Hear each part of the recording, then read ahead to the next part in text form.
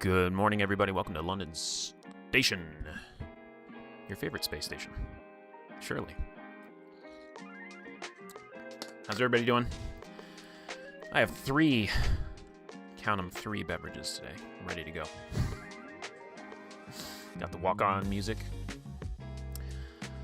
Shu, good morning. Good to see you. Logan. Kalana. Food is food.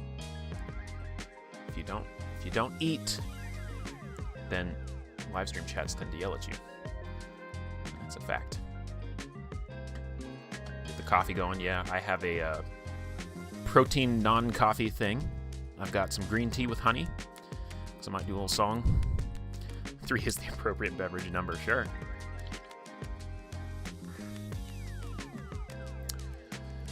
Yeah, it is at 10 Eastern. Last Sunday I went at 9 my time, which would have been 11 Eastern.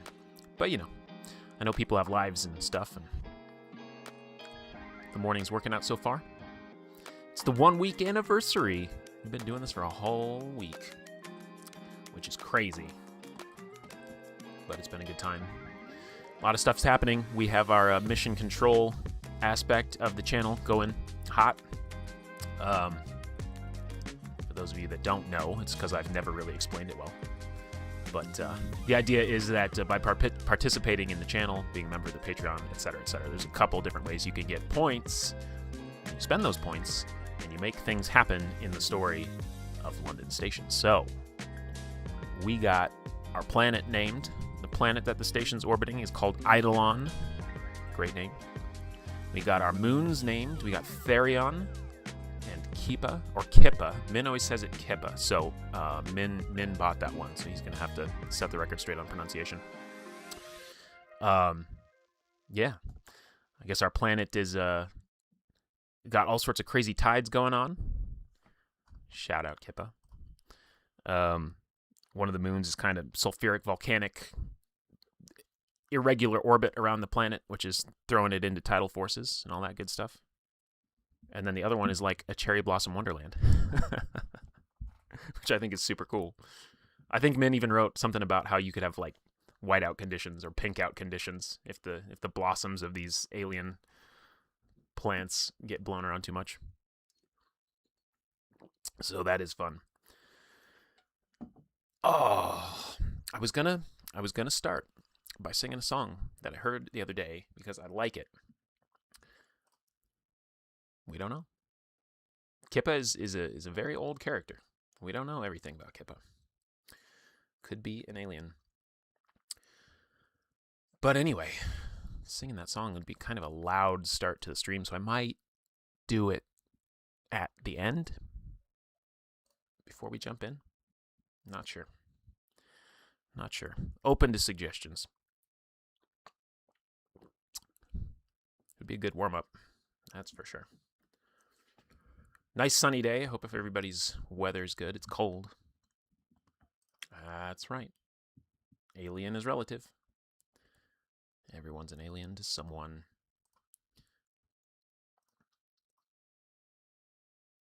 Let me see. Yeah, including everybody on my end. Including everybody on my end. Chickens are awake. I know that much. All right. We can do it. We'll do it. I wasn't ready because there's just too much. I could see having 4 or 5 different monitors in this gig, for real. I could see it.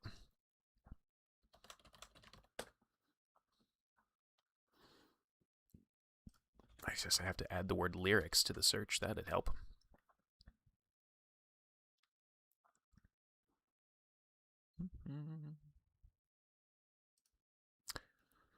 I can't believe you would do this. Can't believe you would do it. We're friends now. We're all friends now. Me and the chickens. We're all friends. We get along famously.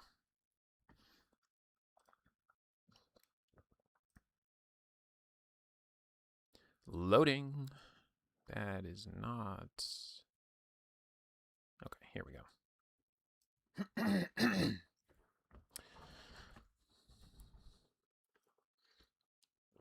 This is another one of those that I can absolutely crush, and we'll see if I can do it while streaming, because that's when the pressure's on, you know? Or if I have a cough, because I didn't sleep good last night. Here we go. I'll try and watch the peaking and make sure I don't blow everything out. Maybe I'll preemptively actually turn the mic down a little bit, since I'm not fighting a backing track anyway. Just to safeguard everybody's ears.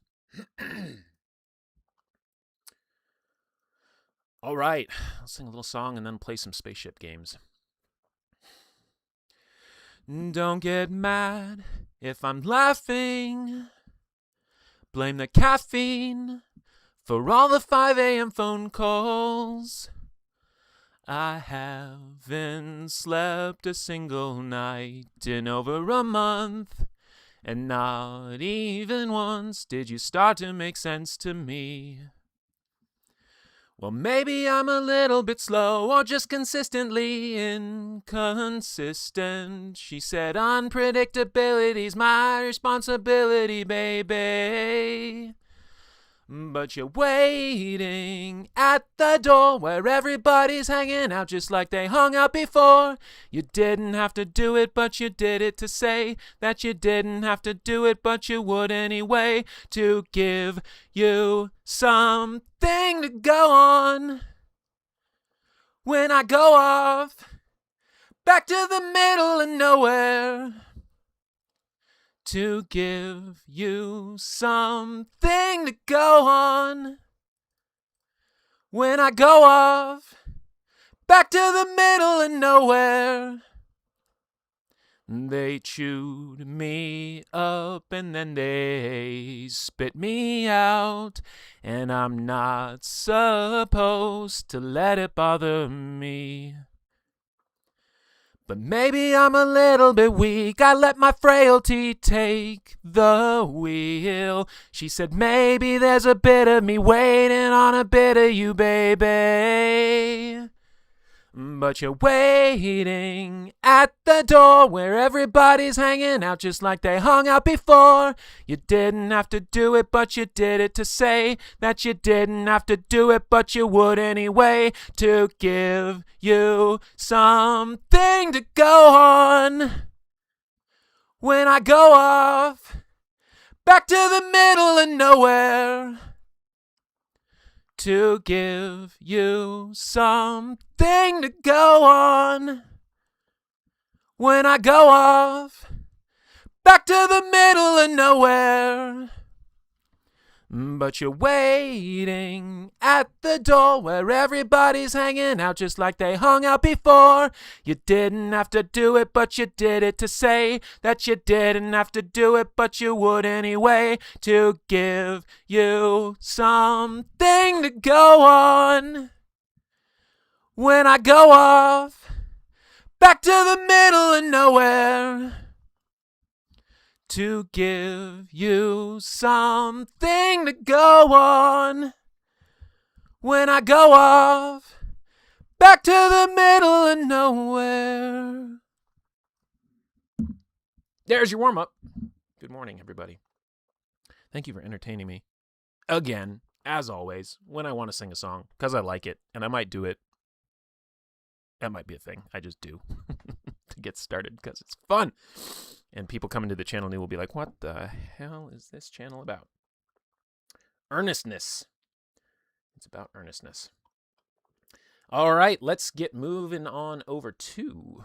Thank you, guys. Yeah, definitely. It's tough. You know, when you have no backing track and you, like, I don't know if any of you know that song. I know what's supposed to be going on in the background and the beat and the drums, and, you know, it's like, I could practice it so I could do, like, all that syncopation and everything, but I didn't practice that. I just know how to sing the song, so. Yep. All right, let's boost the mic back up. Back up to plus 4 decibels. Configuring.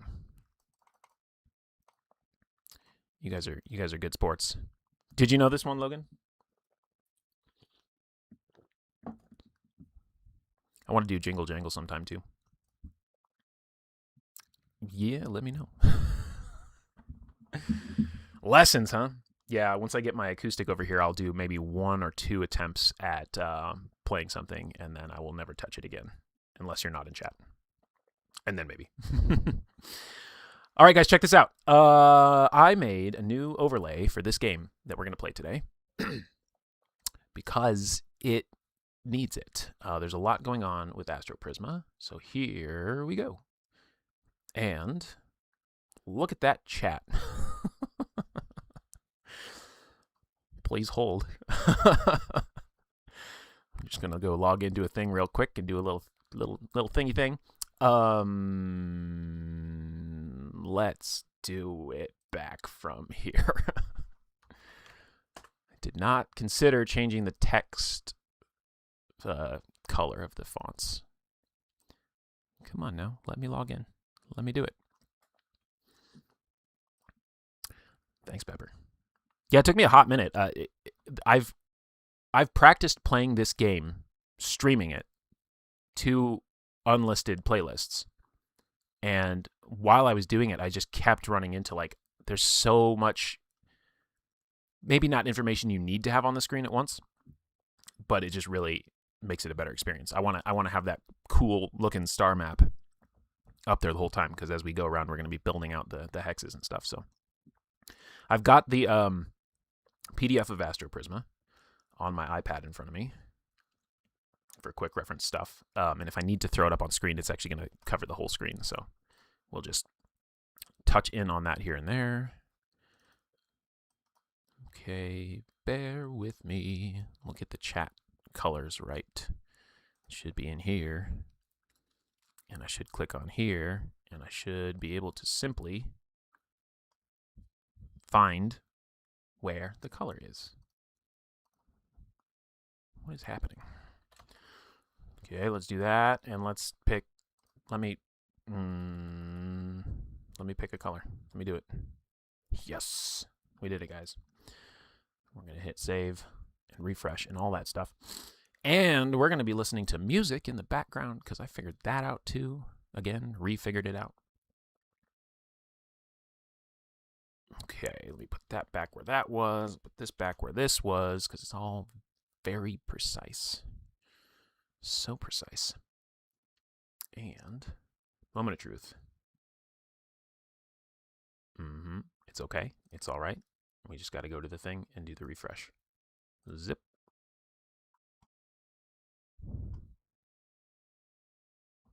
I just changed the font color, guys.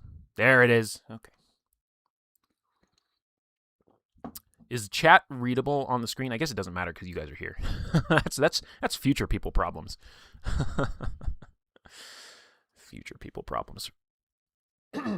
All right, so let me. I'm not doing a first look of this today. I'm just playing it.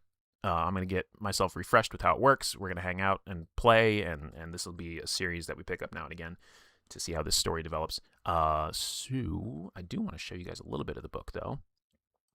So there's the Astroprisma, and really, really, really cool aesthetic throughout this whole project. It probably does not come across as well on my screen as it does, looking at the PDF up close and personal. But there's Crescent Chimera, the designer,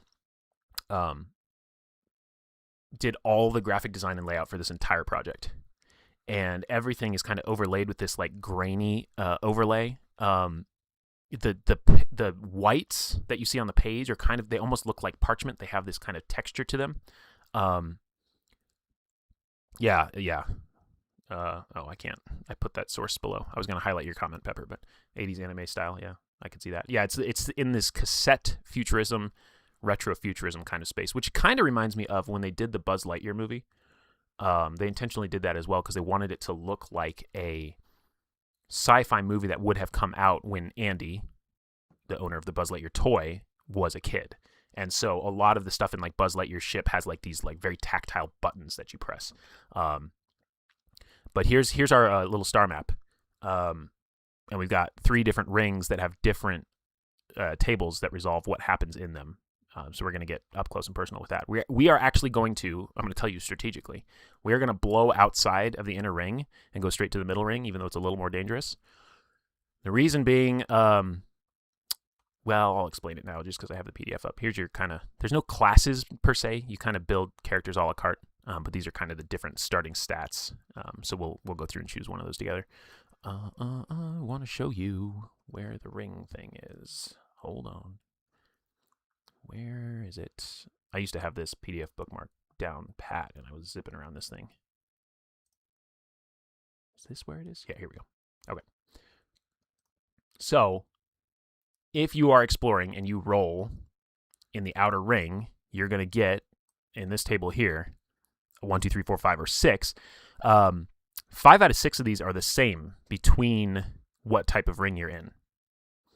But each one in result number 2 has its own unique events. So in the inner ring, if you roll a 2, you go to an inner ring event, and then you're on this page, you roll again to get even or odd, and then you roll again to see which of these events happens for you. Now, the reason I want to jump out of the inner ring immediately is because I did some math. And I have this written down somewhere, but it's not important. The important part is there are 3 times as many outer ring hexes as there are inner ring hexes, which means you have 3 times the amount of chances to get a distribution where you get that specific outer ring event. Whereas the inner ring, you only have 6 hexes here to explore, meaning on average, only one of the 6 of these will be that inner ring event.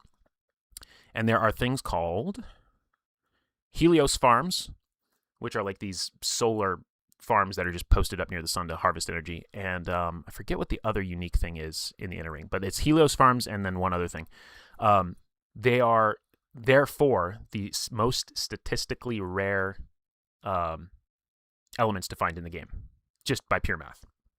So if you're out and about, there may be events that place hexes onto the map for you. It might say place a Helios farm in the nearest inner ring hex to you.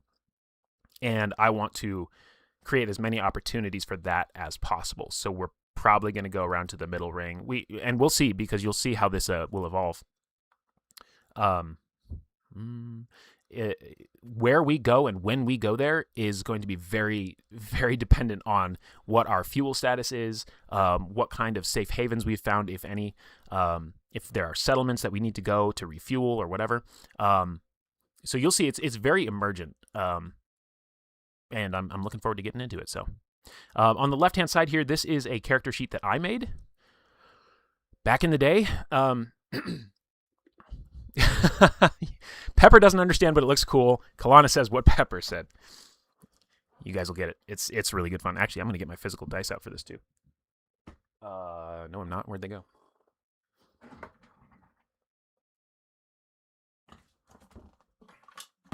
There they are. Had a moment there. Because I mentioned to you guys the other day, I bought this set of dice specifically to play this game. So I got a polyhedral set plus 4 additional d6, because basically you can resolve any encounter roll with 5d6. Just roll them at once, line them up in a row, and then resolve them down the line. And it makes it pretty fast, so that's what we're going to do. And I don't know, my microphone might even pick up some nice ASMR clacky clack sounds. That's what we're here for. Maybe. Someday I'll be even more professional, and I'll have an overhead camera, and I'll have a dice tray cam in the bottom left. Wouldn't that be cool? Not anytime soon. Okay, where do we even begin?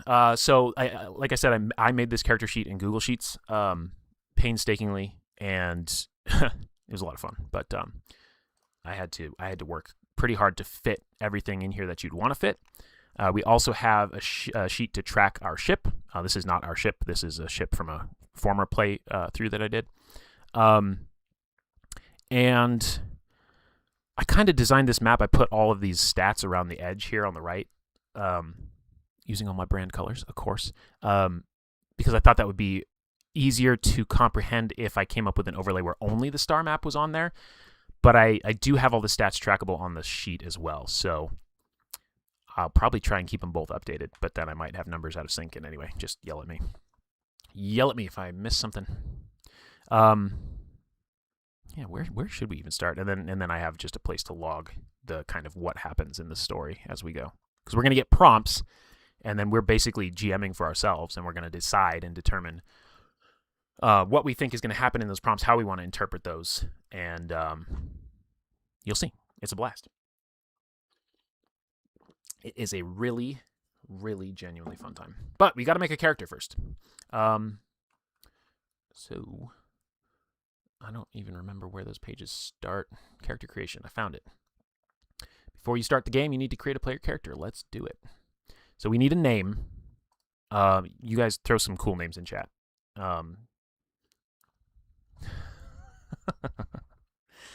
With aplomb, I believe is the appropriate word. We will manage with aplomb. If you there are tables for random names in this setting, and you can do random gender assignment and everything like that. So, but you guys in the chat just throw out what you want to see. Just names, genders. Basically, they have a male, female, non-binary is what's represented in the rules. They don't have mechanics, but so you do that, and I will continue remembering how this works. We're also going to choose an origin, which will be our character's background and abilities. We're going to choose a role. That's right, we choose the role. We're going to get our gear, and then we need to build our starship. Blipple? I can't take an existing character.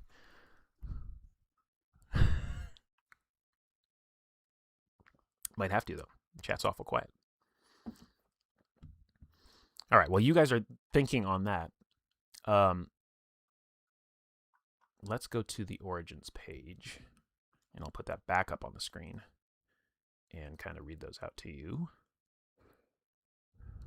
Oh, I do like Dakota. That's cool. That's cool. Do I have the single page view up? I don't. Well, Adobe, I need you to cooperate with me, please.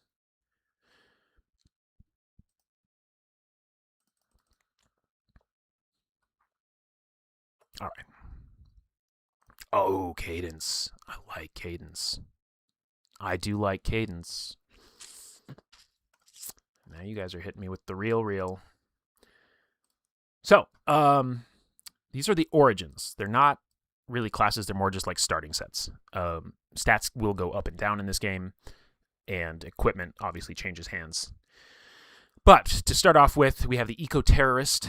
History is written by the winners. Sadly, you were born on the losing side. Whether you were a child soldier or a worker from a factory planet, you have now chosen to take justice into your own hands, seeking to repair the damage done to this world. Vigor is your strength, more or less. Grace is your dex. Mind is actually kind of magic. It's like psionic type stuff. So this origin does not really interface with that. Unless, well, there's a story there.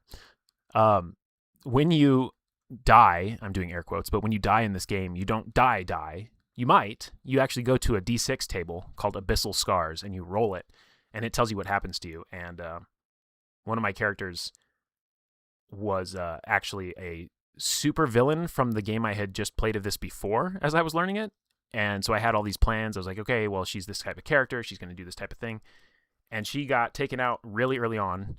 And the result I rolled was basically you wake up in a vat of liquid and you discover to your horror that you are completely now a cyborg. Like they saved you by rebuilding your body as a cyborg, and it changed all of her stats permanently. So she got to wrestle with the existential crisis of what it means to not be fully human anymore. The Glitchblade is a rogue agent adept with both the use of melee weapons and hacking. You use your skills in stealth, dexterity, and cunning to eliminate enemy threats. You are just like the computer viruses you employ in battle, undetectable, swift, lethal. So that's a fun one. The hacking is kind of a big part of that. Hacking is usable in combat against, I think it's all enemies except for beasts or something like that. There's some exclusion to it. But it's kind of like magic debuffing. You're just like hacking because everything's connected to some neural network somewhere. The Wirehead. This is your hardware tech, bro. You grew up surrounded by circuits, building and repairing drones, mechs, and other machinery. Your connection with robotics and your hours of experience in virtual video games have sharpened your senses as a drone pilot. You are one with the machine. So this is like a companion class, if you want to call it that. Anybody can use drones, but this class is they start with one, and also they're attuned to it. So they're kind of like you have a primary action and a secondary action when you get into combats. And the secondary action is generally to like command the drone to do something, which it can attack stuff for you, and you can get drones that can heal you. So that's kind of that. We have the Astromancer. You spent your whole life logged into the cybersphere. Your knowledge of code and neophysics allows you to break the barriers of reality and merge the virtual and material worlds together, bringing your powerful hacks to life. Why is it always spiders? I don't know, Logan. Not a spider guy, huh? Not even the cute little fuzzy ones? The hunting guys? Those guys are cool. Those are my bros.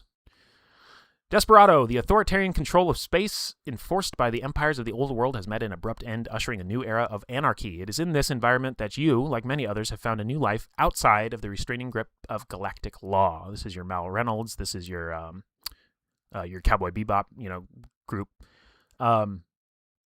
And lastly, the chrome skin. The human body is a canvas. The scientific and technological advances made in the old world have rendered your anatomy obsolete and primitive. Your goal is one, to transcend humanity and reach the limits of cyber technology.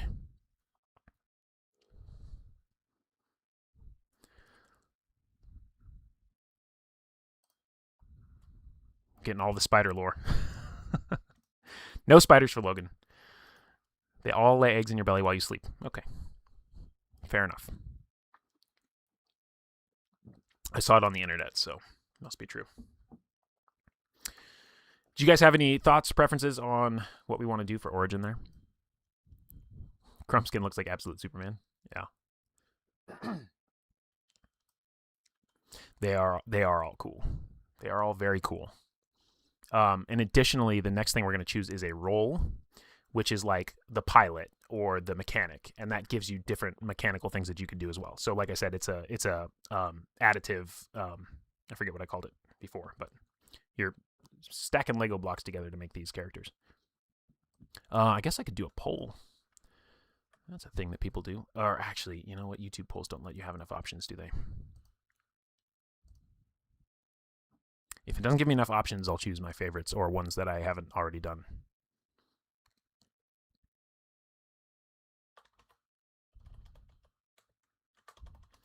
Get the Astromancer. I should probably still have this up on the screen, but I don't.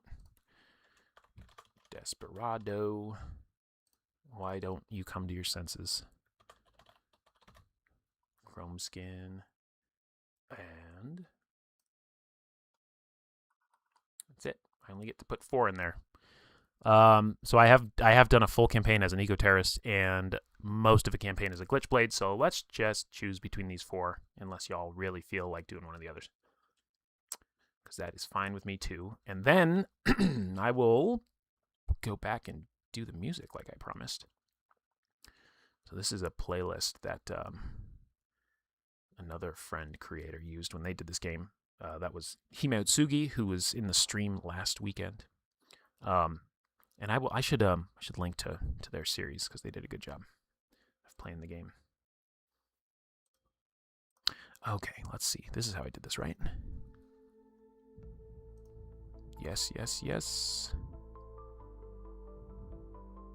Okay, I checked levels on the music and tried to equalize it to how I had the intro track set up, because that one I know you guys helped me tune in. So if it needs to go up or down, just let me know.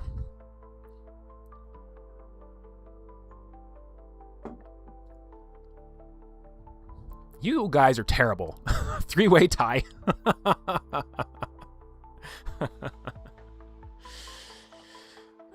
Anybody want to vote for the 4th one? Well, at least this narrows it down. I mean, ultimately, I can just choose from the ones that you guys like.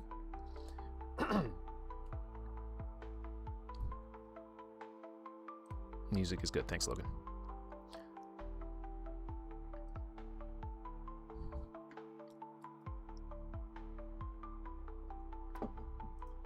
I am going to actually throw one of your guys. Roll for it, of course. What a brilliant idea. Should I roll for all 6 or just between the 3? I'll roll for the 3 you guys chose.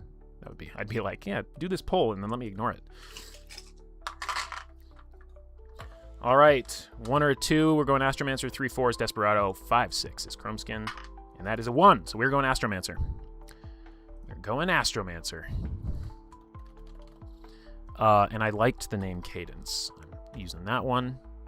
Kalana, were you thinking Cadence is she, her, they, them? Or I could roll for it. Cadence could be he, him. We don't know.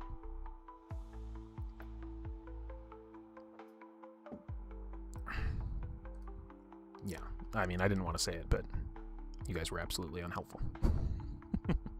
She, they. Done. Consider it done. Oops, I forget. Sheets uses different hotkeys than everything else. Okay, we have Cadence, the Astromancer. So again, I'll read this one more time. You spent your whole life logged into the cybersphere. Your knowledge of code and neophysics allows you to break the barriers of reality and merge the virtual and material worlds together, bringing your powerful hacks to life. Caster, basically.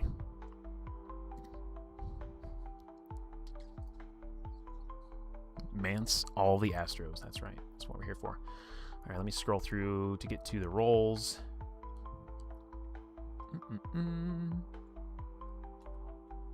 This will be nice. You guys can see the grittiness of this this graphic design. It's just so good. We can also roll for this too if you want to just roll for it. But I'll show you. I'll show you either way. Okay, so as we pick up crew members as well, which happens over time, you have to raise their affinity levels and get them to join your crew, but they will use one of these roles as well. We use both a origin and a role. So we need to go back and actually grab our stats too, because I did not do that. So roles, we have the mechanic. They have a passive ability. When they're repairing the ship with scraps, it restores extra health to the ship. I think the default is D6 plus tech. And I should have checked. Yeah, I should get our stats out because I think we have a 2 in tech. Let's find out. Astromancer has a 2 in tech. All right, let's put this stuff in the screen then. Zoop. All right, let's put our vigor at 0. Grace is 1. Mind is 3. And I seem to recall that at some part of this campaign for this game, they were going to do an alchemy thing. And that might just not be out yet because the physical books are just now getting to US backers, which means that this is going to be available to purchase soon. Everybody else has been locked out from purchasing it for like the last year. As soon as they started fulfillment, they just said, nope, not selling it anymore, which that was a decision I'm not sure I understood, but maybe that's an industry standard that I've never run across. All right, we got stats all over the place. These teal ones here are our affinities with, or our favor with the factions. And then we got, other stats around the edge. Okay, let's go back here. So mechanic would not be a bad choice for this passive alone because we can repair our ship much easier. So anyway, as I was saying before, these stats right here, these are not for us. These are for if you have a crewmate, they use these stats because they don't get stats from an origin. So we've got some inventory to throw together here. I'm going to put that in the sheet while it's up on the screen. Oh, wait. No, I'm not because we haven't chosen yet. What am I doing? And then over here, these abilities you can buy. You have to buy them with experience points. But they do some really cool things. If the ship reaches 0 hull, so you would be blown up otherwise, you can spend 75 scraps to avoid death and restore 5 hull, and then continue to try and run away. Because sometimes in this game, you're just trying to run away, and the dice will not let you. So there's a lot of cool abilities there. Anyway, mechanic, overall, very high utility. Would not be a bad choice. We've got pilot, passive ability. You can re-roll once per attempt when escaping ship combat, which is good because the early game of this can be deadly. We are going to have to play extremely cautious. When we get into encounters, like when we're hitting up planets and so on and so forth, the results on the table from 1 to 6. 6 is generally the more deadly, like boss level encounters. And I had a play test of this where I was just messing around, and my character got, I think, 6s on all 3 of the first planets that he settled on, and I had to run away from every single one. I was like, I can't survive this. So pilot does piloty things. They also have yeah, they can spend fuel in combat to get extra starship actions, which could be very clutch. We've got a medic, which is good at healing. Hey, Tortuga. I clicked on the thing, but I forgot I have the PDF up, so I just highlighted your comment and it went nowhere. Medic, yeah, good at healing. Medic is a really good role to have on a crew member. We don't have a crew member yet, but it does heal you back to 10 HP at minimum at the end of every cycle. So that could be a little boon to resources. Navigator, using a warp or hyperlight drive to teleport now costs 3 fuel. I believe the default is 5 or maybe 7. So this navigator role is actually really good if you want to be able to cross the star map like really quickly. You can count it out and say, oh, well, it's only 3 hexes away. I could just fly there with normal fuel and it would be the same. But it is kind of cool narratively, the difference between, because the fiction is still true. And it's a lot faster to just immediately teleport somewhere.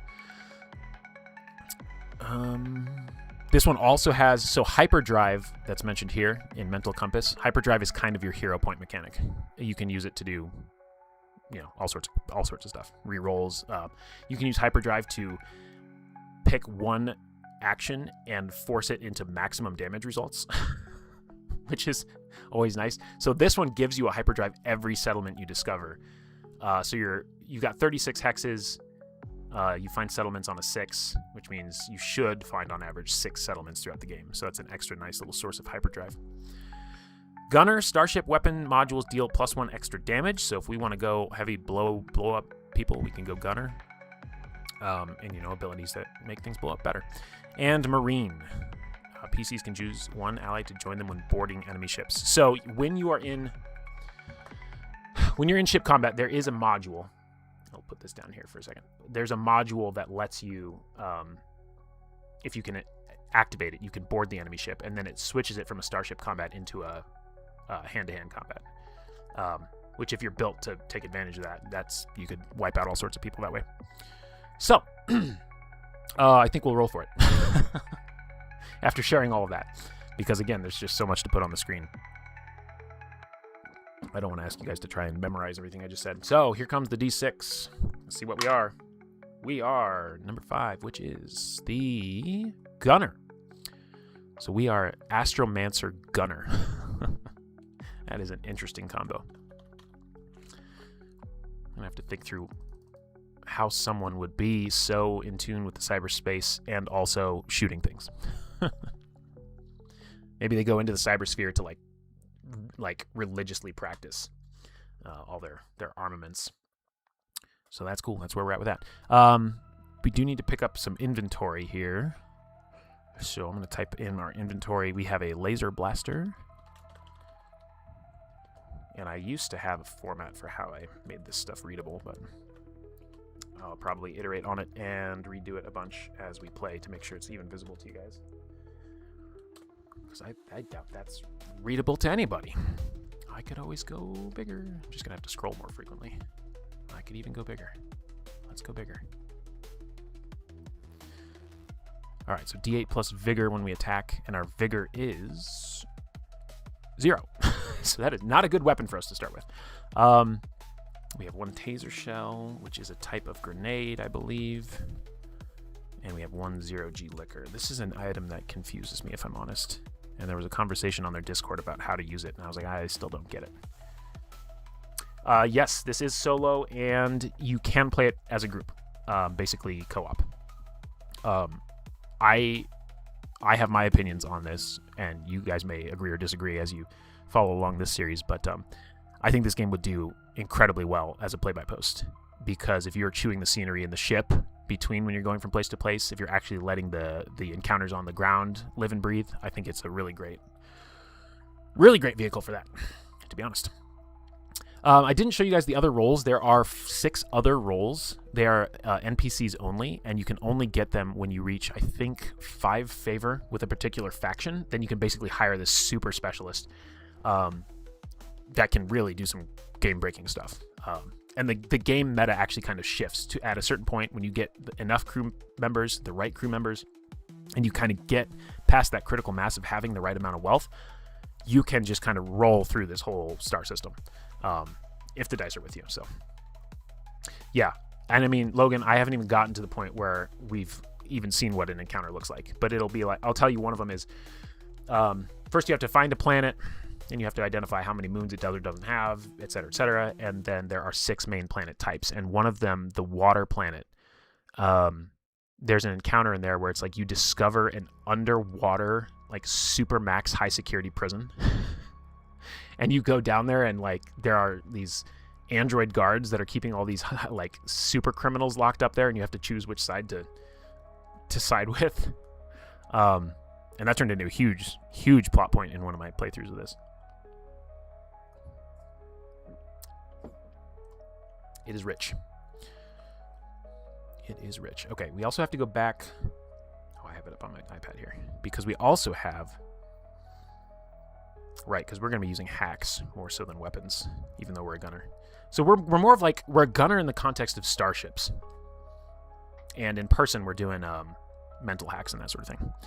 So let me remember where these go. These go into our memory slots, I believe. Yeah. So you have memory slots, which are like the hacks that you know. You can only hold so many hacks in your mind, basically. So this is kind of your spell list. And there's something else that goes in here, too, not just hacks, which we will encounter when we encounter it.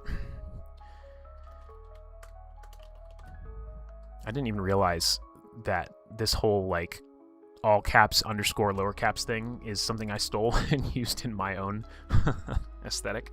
That's funny. I'm amused. We'll write down what this does later. This costs 1 energy to use. And we've got hack Trojan.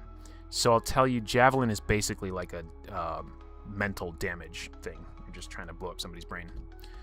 Trojan, I believe, if you succeed, it breaches the enemy, which is kind of like their defenses are down to any future hacks, and there are certain hacks that will only take effect if they're breached, so it's kind of a setup tech, if you want to call it that. You can do some really broken stuff with that. And then also from our origin, we have more inventory. We have 2 Stratogen hormones, which are very good. These are basically like temporary stat boosts. And there's 1 for each stat. And then I think there's 1 that gives a +1 to all stats. But you pop these. These are called, I forget what they're called, narcobiotics. And you pop these when you basically are going into a dangerous situation and you know. You can use them in combat, but you can use them beforehand. If you know you're going into something, you can pre-buff with it. And this will give you us, I think this one gives us +2 vigor, which is good because we have no vigor. Or we could sell them, but we'll see how it goes. We don't have any cyber tech. These are actually like cyber augmentations. They're usually extremely expensive. And so we won't see those probably for a little while. I do also recall that we start out with 50 scraps. So I'm going to put that in all the places.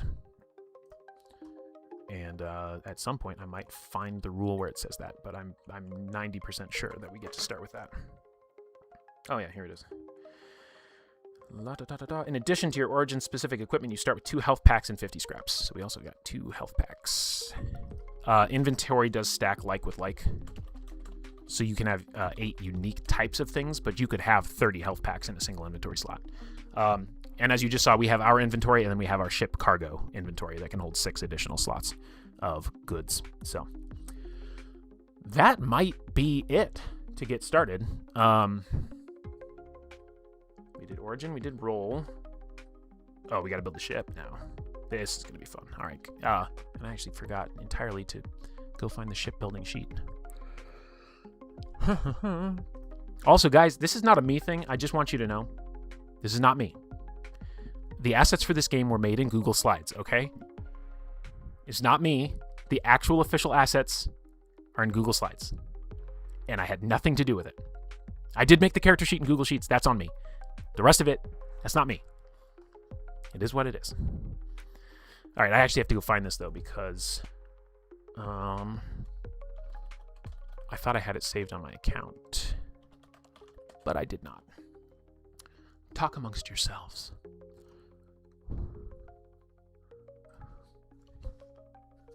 What's sus about that? Everybody loves it. Everybody loves a Google slide. Everybody loves a Google slide. I think I have it linked in my other Gmail account. So just give me 1 minute.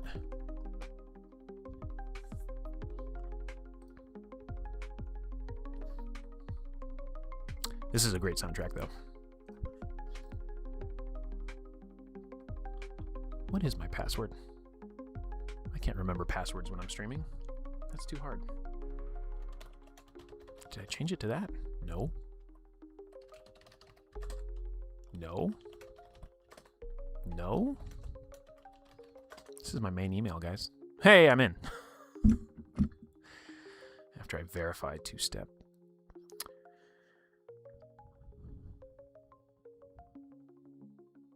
We're playing a hacker character. I should not have to do two-step verification.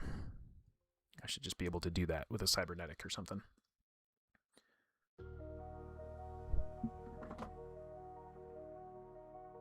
Come on, computer. Do computer things. It's not computing. The Google Slides is too much for it. Let me in. Yeah, 100%. Yeah, and I couldn't even tell you much about this soundtrack. Like I said, Hime used it in their series for Astroprisma. And that was actually the first comment I ever made on one of their videos. I was like, I need to find track number 8. Like, what is that? I need it in my life. And they were like, oh, it's this site over here. So, okay, let's do this. Let's share this to myself. Share. Anyone with the link, copy it. So we're gonna have to hijack. We'll probably hijack the character sheet for this, and then we'll come back to it.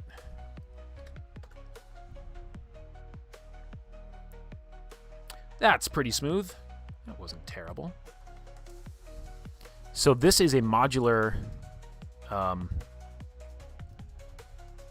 let me work, please. Oh, I've got to do the make a copy nonsense. Okay, okay. Here we go. Here we go. We'll get there. Now let me delete you. There we go. Okay, so we are actually visually going to map the modules we choose for the spaceship onto the actual spaceship itself. Which we are also probably going to roll for because, again, I don't really have a great way to put that on screen and do this at the same time. But where are you, spaceship building mechanics? There you are. There are 4 different module types. So I'll show you back over here. We have... Oh, don't do that. Zoom out. We have a control module. We have an engine. And then there are 4 additional modules you can put on, which can be a mix of weapons and other support modules. There are different tiers of the equipment that you can put on, and I should actually show you that a little bit so you know what we're talking about here. Boom, boom, boom, boom. So maybe we will put this up on the screen. And maybe I will just build it on the back end. Or at least we can choose them, and then we can graphically build it together. So this, for example, is we have our engines on the left, our control on the right. We're going to choose one each of those, and then we're also going to choose 2 more things. We could do double weapons. We're probably not going to want to. And across all of these are the 4 tiers. They just go up in price. And to start building your ship, I guess we could use a pre-generated ship, but that's lame. You can have 3 of your starting modules at tier 1 and 1 of them at tier 2. So you kind of identify early on which one you want to be your best thing. I'm going to assume, since we are that gunner origin, let me go back to that on my iPad. Or the gunner role, rather. Which is on a different chapter.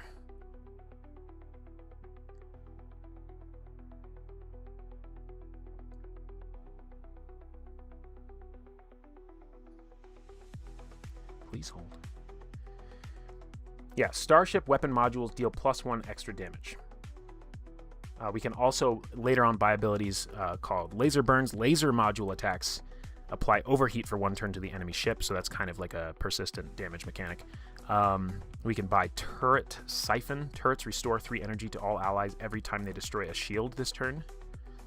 I don't know why that would ever matter. That's a weird one.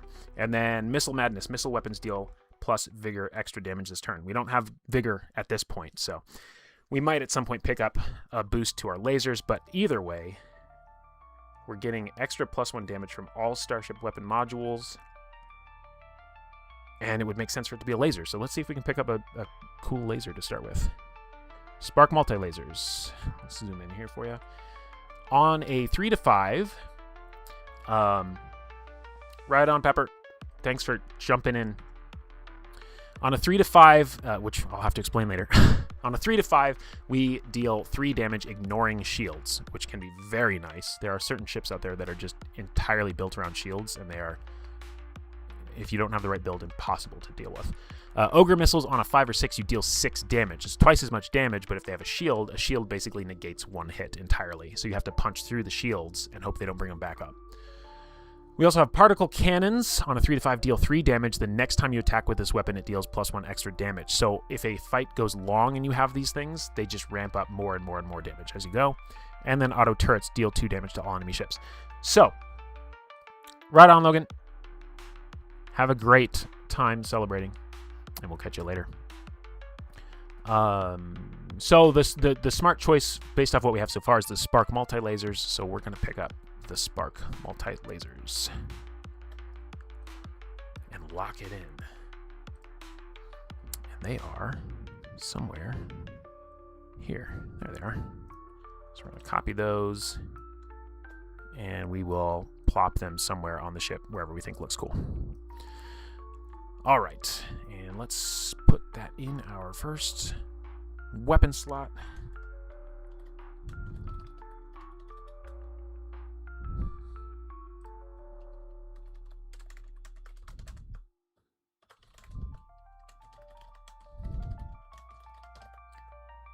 Now, that did not eat up our tier 2 slot, so we can still go for something else at tier 2. If it's not going to be a weapon, I think it should probably be engines or commands. So let's take a look at those. Engines are the ways in which you get action dice. So for example, the basic engine, roll 2d6 action dice every starship turn. You can re-roll 1 action die per turn. So this gives you the ability to fish for results you want. When you start out with a ship, you will have some dead numbers that don't do anything. And then eventually you can build yourself so that something's always happening because you have numbers 1 through 6 represented.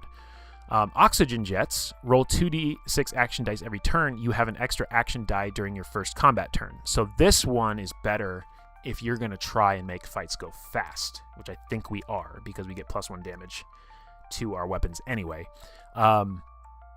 So this is basically like you get 3 actions and then 2.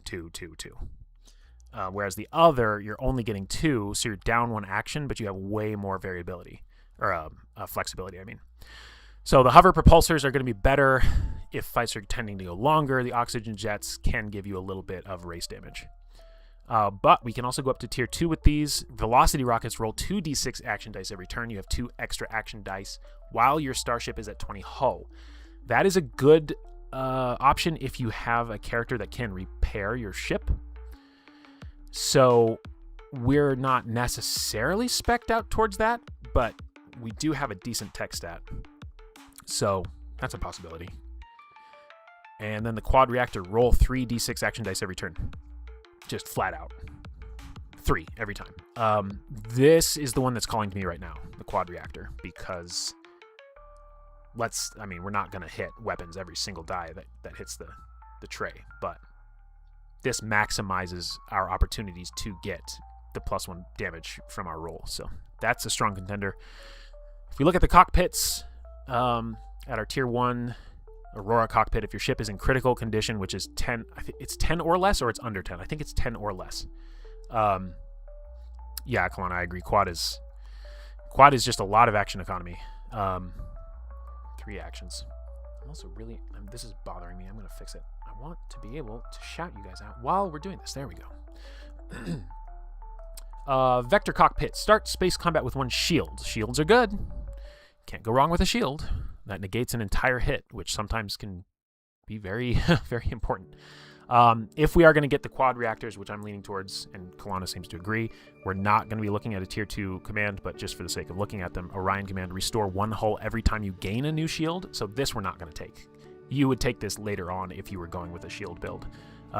There is a shield generator that constantly kind of is trying to regenerate shields for you. And the Star Dagger deck, your attacks deal +2 extra damage to ships in critical condition. So this is good, but it is a win more mechanic because you already have them in critical condition and you're just trying to finish them off quickly. Now, sometimes that's what you need. So that would be a good contender for us. The Spark multi-lasers are only doing 3 on a hit, 4 because we're us, which means you're going to need to hit 3 times before this even comes into play, whereas quad reactors are just going to give us that raw action economy. So I'm going to lock us in for the quad reactors. And another thing I never considered doing is just screenshotting this thing and slapping it right on the sheet itself. Oh, everything's broken. Suddenly, everything's broken. Oh, no. Okay, well, I never had that idea, and you never heard me say it. That's how that works.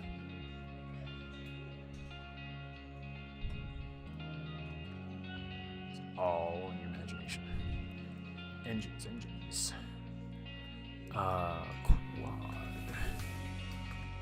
Reactor. Oh, we're into a new soundtrack as well, by the way. These songs that are playing right now are from Orbital, which is another kind of a story-based RPG around operating a space station. It has kind of different vibes than what we're going for here, but I do want to look at it at some point and kind of mine it for ideas. I think it's based on what is it called? The Worlds Beyond Worlds engine or something like that. It's a very storytelling, like pass narrative back and forth kind of a deal. Return. Excuse me. That leaves us with 1 control module and 1 other module of our choice. I don't think we need another weapon. We could. So we're looking between Aurora and Vector. We either want to start with a shield or we get some defensive boost if we're in critical condition. I'm feeling shield. I'll put that out there. Feel free to weigh in. In the meantime, we'll look at the...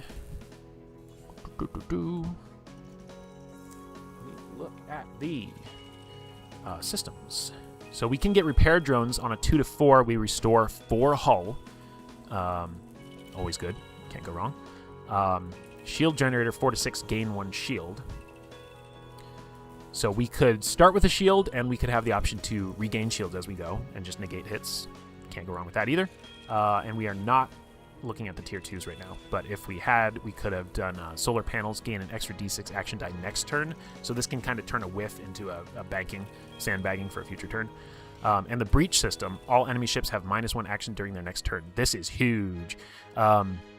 You can find yourself in combats with multiple ships. I think it's pretty rare though, so it doesn't come up a ton if you're just playing, the scenarios as they come up. So I'm kind of feeling a shield thing, and then maybe later on we'll go towards this Orion command. Maybe. So Vector cockpit and the shield generator for fun, just for a treat.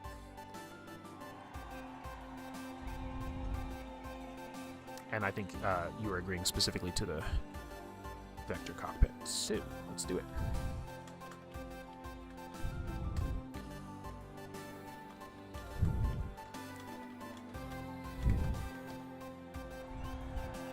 And la-da-da. Shield generator.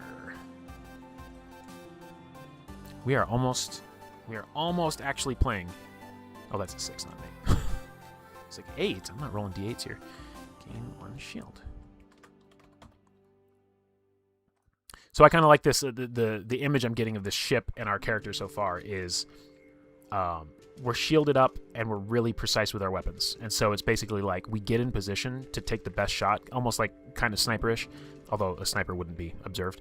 But they come at you you deflect it with a shield, and then you line up the perfect shot and you take them out. That's like the vibe I'm getting from this character and this ship combo together. So we'll see who they become. We'll see.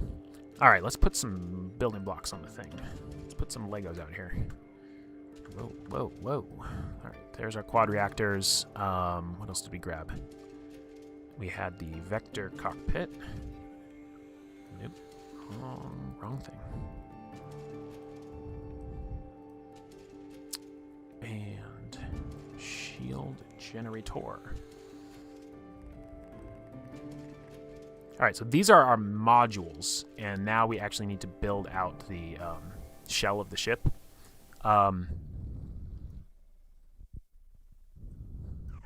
But essentially, it's going to be something like this. So we're going to flip over here because the second slide has a bunch of elements to build with. We could take a while to do this really cool. I think what I might actually do, though, for today is just kind of throw something super basic together, and then we can work on this in the Discord together. So I'm just going to kind of slap something together here. Put you behind, so the engine's there. We got a lot of room to expand, and we got some weapons there.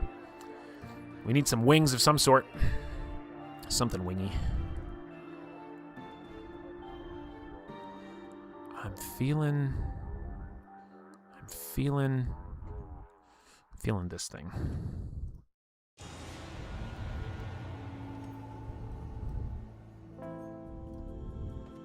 Feeling this thing right here.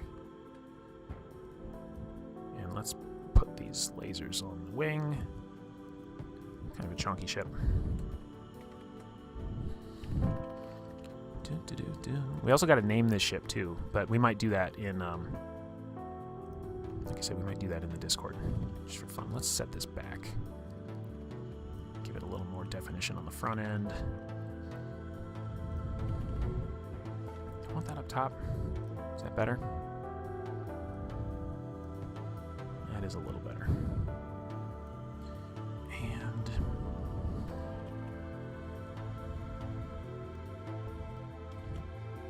throw some accents on this bad boy, and there's a spaceship. That means... Oh, hold on. These things are not proportional. Oops, I just inverted you. Come back, ship.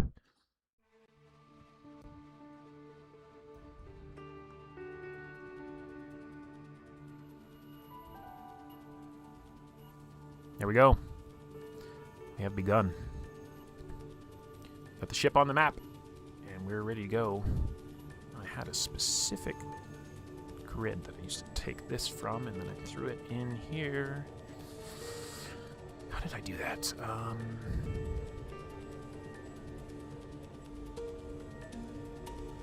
Oh, I remember. It is put image in selected cell, and there you go. There you have it. There we go, guys. There's our spaceship. Work in progress spaceship. So now we are going out into... This is a little dicey. We're going out into combat, and you can see right here we have results that happen on 3, 4, 5, or 4, 5, 6. That means that 1 and 2 on a d6 are dead dice for us, which is also another good reason that we have a shield to start with, because it might take us a minute to get going, blowing things up. So potentially a risk there, but we'll see if it pays off. And Cadence, the Astromancer Gunner, is, as far as I can tell, ready to go. So you start in the center of the map. You start at the star, and then you travel adjacent to any hex that you want to go. So,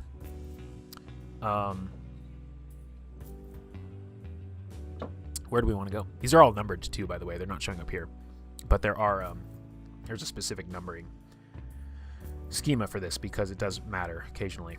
it'll tell you to put a settlement on the lowest numbered unfilled hex, for example. So it is a spiral. I think it starts, I think this is hex number 1, and then it goes around 1, 2, 3, 4, 5, 6, and then it jumps over here 7, 8, 9, 10, 11, 12. So somebody throw a number between 1 and 6 in chat. Or we could roll for it.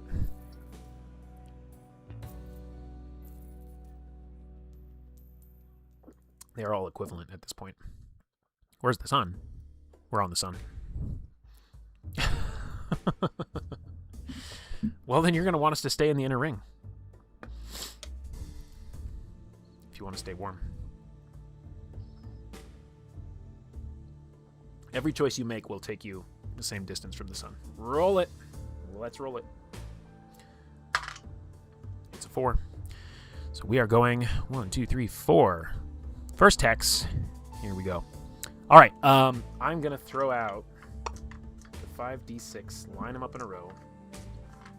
And you don't necessarily use all 5 every time, but if you have 5 in the tray, then you have everything you need to get going. So, this is the first one. 6, 2, 6, 6, 5. This could be perilous. That's a lot of 6s. All right. Let us go back to the PDF because we've got to go to exploration. Inner ring encounters.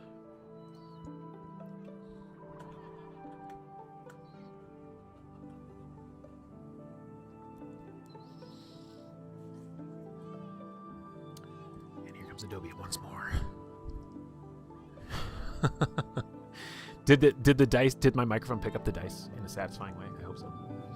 Probably. I mean, it's set to whatever the microphone setting is that captures directly in front of you and nothing else. Okay, so the first thing we're checking, we're in the inner ring, so we go to the inner ring page. Then the first thing we're checking is the encounters. If we were to get a planet, we would then, you can see the little design lines over here. There's so much to absorb in this design that I didn't even know these little lines existed. I don't know if you can see my cursor either, but if we had gotten to a planet, we would determine what type of planet it was, and then from there we would generate a bunch more stuff. That actually makes me a liar, because if you find a planet with multiple moons, then 5 dice is not enough to fill it all out. But regardless, we got a 6. So 6 is a faction encounter. So we are starting off with something that could align us with one or more factions right off the bat. The next die I have in the tray is a 2. So we've got to go to the page for faction encounters. And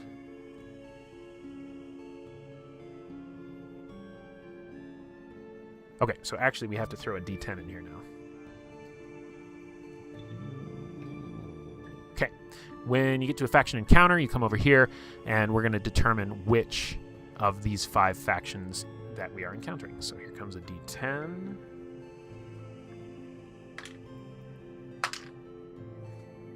And we got a 4, so we are meeting up with Warg, which sounds like they might be a good fit for this character, but we'll see. We'll see if they're being good or being jerks. So let's go to the Warg page. Warg is one of the factions in the game. I'll read their little blurb here. Warg is the acronym for West Anchor Revolutionary Guerrillas, an insurgent group formed by workers of factory worlds and rebel groups hailing from the core world system of West Anchor. I didn't even really talk about the perceived or the assumed setting of this game, but it's basically like humanity blew up across the stars and then over time just kind of collapsed. So there's a lot of old artifacts out there. There's people like vying for control. There's a lot of political upheaval between groups, and Warg are these revolutionaries, right? So on this page here, if we were to get to favor with them, we could actually have this as like an initiation quest that we would go through to advance more favor with them. So it looks like we would have to fight some ISF soldiers. They're kind of the Trade Federation from Star Wars, sort of, and the cops and kind of all that good stuff. But we're not here to do that. We're not here to do that either. We'll talk about those later. We are here to figure out what kind of faction encounter we are about to have. And I have to check myself here because I do know... Oh, right. Okay, I remember. Yeah, so you don't roll at this moment to see if it's a hostile or neutral. That is determined by your favor. If your favor is neutral or positive, then you go to neutral. If it's negative, you go to hostile. So luckily, we are not in hostilities with these guys. So our next die in the lineup was a 6, and we're getting down to it. We are getting down to it. So here's what happens for us. We fly out from the star, and we have a desperate crew member tries to contact your ship repeatedly through comms. They are part of a Warg recon squad, and their starship, a Star Predator, is under attack and needs urgent combat support. Unknowingly, they had been carrying an alien egg in their cargo hold, which has now hatched into a mutated chimera. Yikes. The beast has already devoured 2 rebels. Our choices are fight the alien, enter the ship and fight the creature, gain 80 scraps and +1 warg favor, or ignore their request. The beast is too dangerous a risk to your life. You speed past the ship. All right. Real talk. Real talk, that is way above our pay grade. that is so high above our pay grade, it's not even funny. Let me pull up this mutated chimera. This is a game where you could play through this and you could say, oh, I'm going to assume I know nothing. And I'm going to make the choice purely based off of what this prompt gave me. Do I want to fight a mutated chimera? What's a mutated chimera? What are its stats? I don't know. You just make the choice. Playing this game that way could be fun, and it turns it into an absolute slaughterhouse.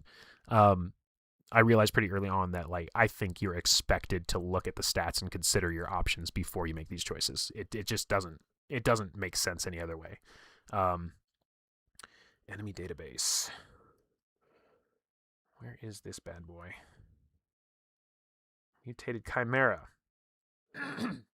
It has 55 health. We have a gun that does D8. On a 1 or a 2, it increases its armor by 1. On a 3 or a 4, it rolls its vigor against an enemy and stuns you for 2 turns. On a 5 or 5, 6, or 7, it does D8 plus vigor. Its vigor is 5, by the way, so it's doing D8 plus 5. We have 20 health. On an 8 or a 9, it does a corrosive spit and overheats us for 4 rounds, which means we take 1d6 every round that we're overheated, unless we have a burn pack or a stim pack or whatever it's called, which we don't. And its number 10 ability is Feral Rage. Its vigor and its grace go up permanently by 1. So, should we end our campaign? Is basically the question we've just been asked. That's too bad. At least the prompt does not give us negative favor with Warg for just ignoring this and just flying past. It does say, and this is where the storytelling part comes in, it does say that a desperate crew member tries to contact your ship repeatedly through comms. So there is plausible deniability here. And we're well within our rights to just be like, that's too hot for me, dude. That's way too hot. Yeah, that's how you end an Astroprisma campaign. Is you roll a 6 and you say, "Oh, I'll try it out. I'll see what happens." So here's the question for us then: is what do we do with this hex? Well, we had a faction encounter, so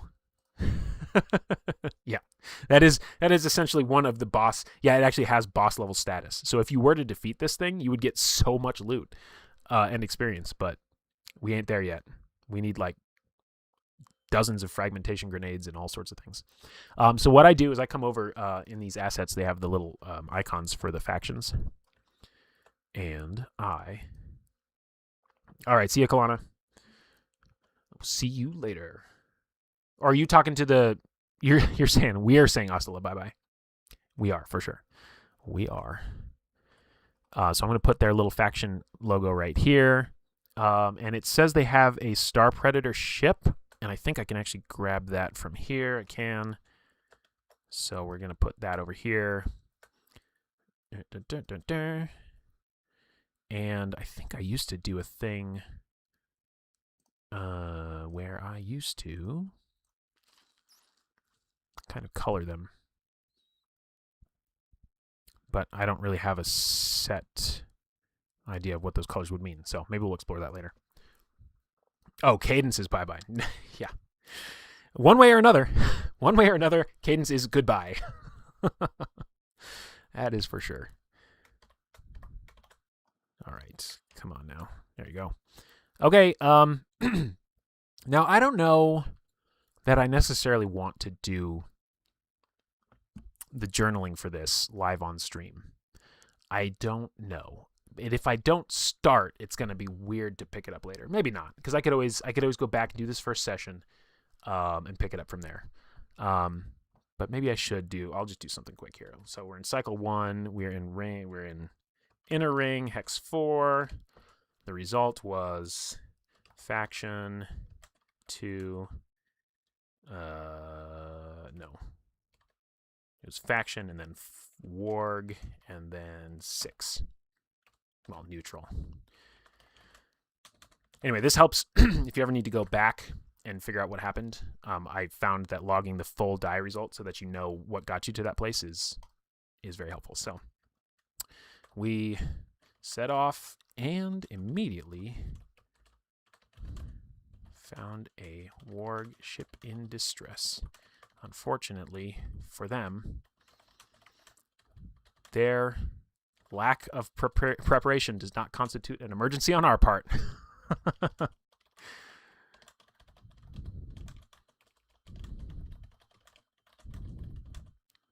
Be careful what types of eggs you pick up.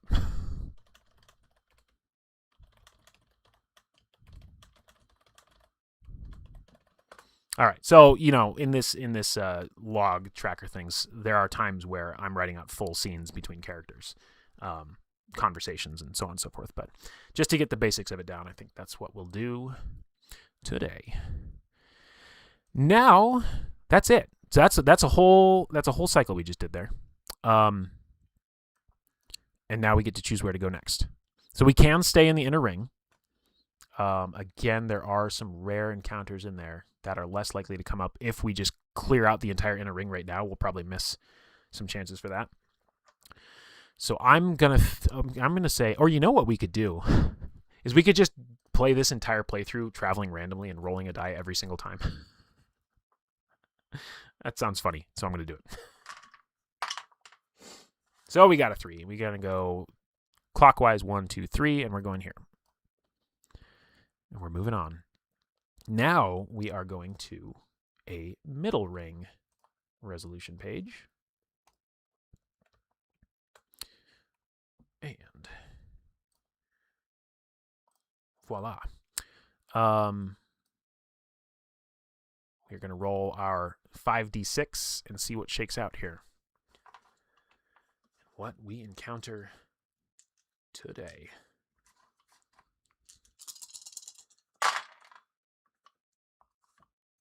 All right, we've got a planet, at least. Not that much.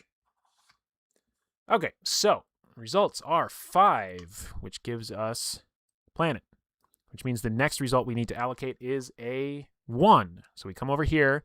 The rings have different planetary compositions. So the middle ring has a 1 moon system, a 2 moon system, or a medium planet, whereas the outer ring has a 2 moon system, a ringed planet, or a giant planet. And the inner ring has small planet, 1 moon, void planet. There's a campaign mode to this game where you don't just play 1 star map, you actually play 3. And the star maps are not all uniform. They have different cells that are completely blocked off for different story reasons.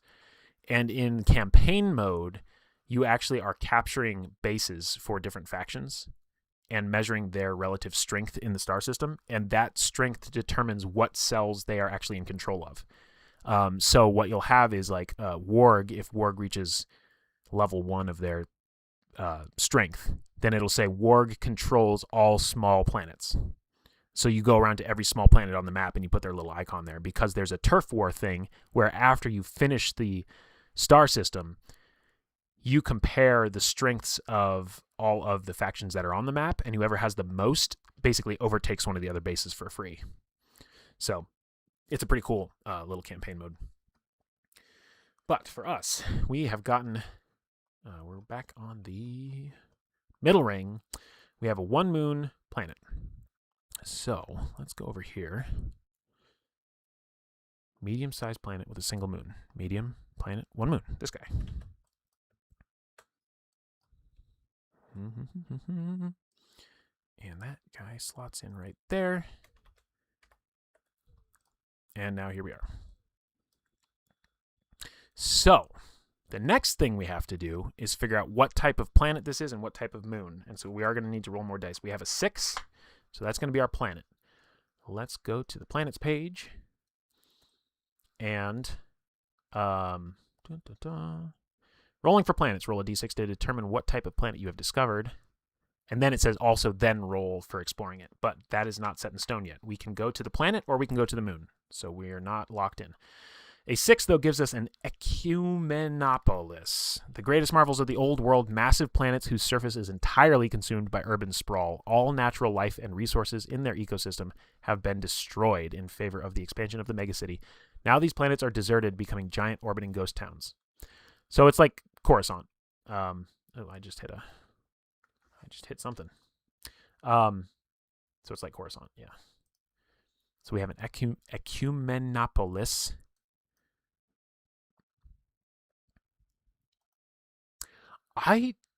They didn't. They did not have maps with stickers. What did they have? They had a journal. They did have print maps. Of course, you can print them yourself. But there's also like guidance on like how to draw the symbols, like to just actually have it on a sheet of paper and just draw the stuff that you come across. There's a lot of screen captures of people who have done that. So, but no, they did not. They did not do stickers. That would have been really cool though. So we have an ecumenopolis, and then our next die result is a 1. So we're going to find out what our moon is, and I need to be writing this stuff down as we go. So bear with me. Cycle 2, we're in the middle ring. And I don't know what hex number this even is. That's 6, 7, 8, 9, 10, 11, 12. Wait, I can't count. 13. Result is planet ecumenopolis. Opolis. 1 moon, which is a asteroid.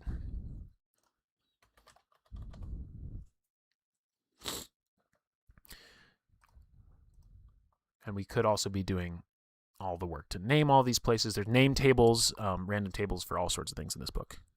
I'm just impatient. I just want to get to the action for some reason. For some reason, I'm being drawn to the action. So we do have 1 more floating die. Basically, that means at this point, every time you visit a hex, you can choose to explore one of its locations. Just for the sake of keeping the game flowing, you're not able to explore both of these while you're in the hex because you're supposed to be paying for fuel to get around and so on and so forth. Which reminds me, we have not deducted any fuel yet, but we should. So we are down to 18 fuel. And this is where it's tedious because I put it in multiple places, but look at this cool thing I did. I made it so the little bar goes up and down. Look how clever I am. So we have to decide to go to the planet or the moon, and because we're rolling for everything these days, well, we do actually already have the result of 1. So that is our result. So we're going to the planet. Now that we're going to the planet, we do need to roll 2 more d6. I will tell you why in just a second. Because the landing site, which is kind of your story prompt of what this place is like, there we go, is separate from the actual event that happens on the surface. So we are looking at the ecumenopolis, and we're going to roll 2d6. I got a 6 and a 4. So one of the features of this site is a space elevator. The rust and lack of maintenance have rendered it inoperative. You should make those out of carbon fiber anyway, not metal. But I guess that's why it's inoperative. So we've got a giant space elevator.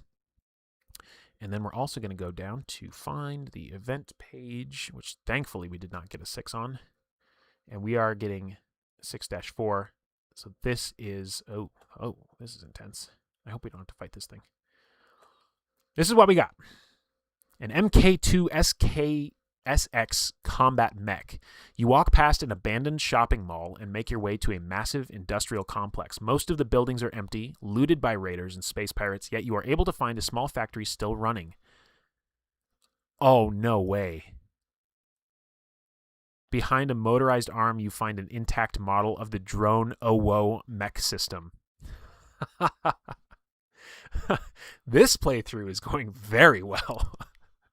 Okay, I'll have to give you some context on that after we put it in our... yeah, that's the other thing that goes in memory slots, is drones. Wow, that just kind of turned our entire playthrough on its head. Let me go to this page. Drones and mechs. All right. That is hilarious. I didn't even know that was out there to be found. Yeah, the OWO. It's the OWO drone. Here it is. So here's drones and mechs. If we were to buy this thing, it would cost us 600 serum. We have 0. You start the game with no money. You only get money in the beginning by like what you earn and what you sell off. So there's a debate we need to have here about if we sell this thing. I think you get half back. But you can only sell drones to settlements of the synth arc, which are kind of the android. They're like a religious android conclave type thing, where they're just advocates for synthetic life, but they have this like very kind of, I don't know how else to put it. I should let the game speak for itself when we get there. But here are this thing's moves. If we spend our action to deploy this thing in a combat, and also look at the little face. Look at this. Oh, I don't have the PDF up. Okay. There we go. There's the, this is what we just found. This giant mech. For free. But here's what it does. If we deploy this, then it has a passive ability and it just does 2 damage every turn. On top of the fact that we can spend energy to deal 2d6 plus tech with a side action, or a missile strike d8 times tech damage. And we have the second highest tech stat you can start with. We have a 2 in it. So missile strike d8 times tech, that has a ceiling of 16 damage. So yeah, this is kind of playthrough defining moment that just happened. I think this will be a lot funnier to you guys later on. Oh man. It kind of almost makes me want to go back and try and fight that alien. It would still wreck us though. Even with this thing, we would get wrecked. We don't have any armor or anything going for us. So that's a pretty cool development. I'm just going to come on over here.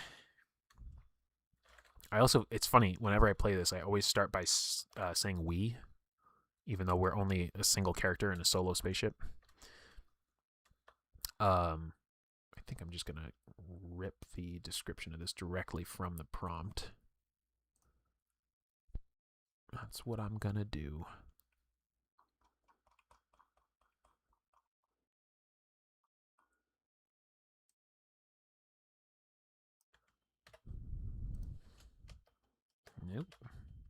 Nope. Okay, fine. Fine, Google Sheets. We'll do it this way.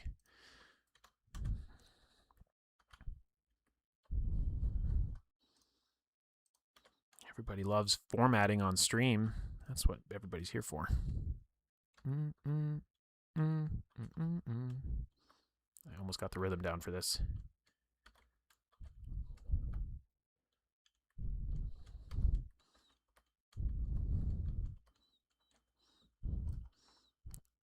Cool. There we have it. Okay, we won't sell the uwu friend. I think there's somewhere in here too where it explains why it got that name or whatever. Yeah, jailbroken and modified version of the Berserk Mark II mech unit. Its factory UI and software have been replaced by the artificial intelligence of a popular virtual pet from the old world. So it's basically a Tamagotchi in a mech. Oh, I love it. You gotta love it. That's Astroprisma, baby. That's Astroprisma. Okay, let's see. Should we go on? Of course we should. Oh, I also used to have a method that I would use to mark when I had places to come back to. Where's my little star symbol? Where are you? There you are. We got to come back to this moon sometime because it's free real estate, as they say. No. Let's just not have... There we go. We must protect it always and give it cat ears. I can't disagree with that. I mean, Cadence, you know, they're coming into vision all the more clearly. They're basically a I don't even know. Like a brutal, like, starship gunner hacker person who also now has, you know, the Uwu drone. I love it. I love it. Let's fly out into space some more. Let's go do some more space stuff. All right, 1d6 is a 4. Oh, we're going to the outer ring. 1, 2, 3, 4. This could get dangerous out here. There's pirates and stuff out here. Let's find out what we hit up. So, my mind has completely gone blank on where these pages live. Exploration, that's the chapter for me. Outer ring encounters. Throw that up on the thing, and then we'll throw some dice at the tray. 5 of them, to be precise.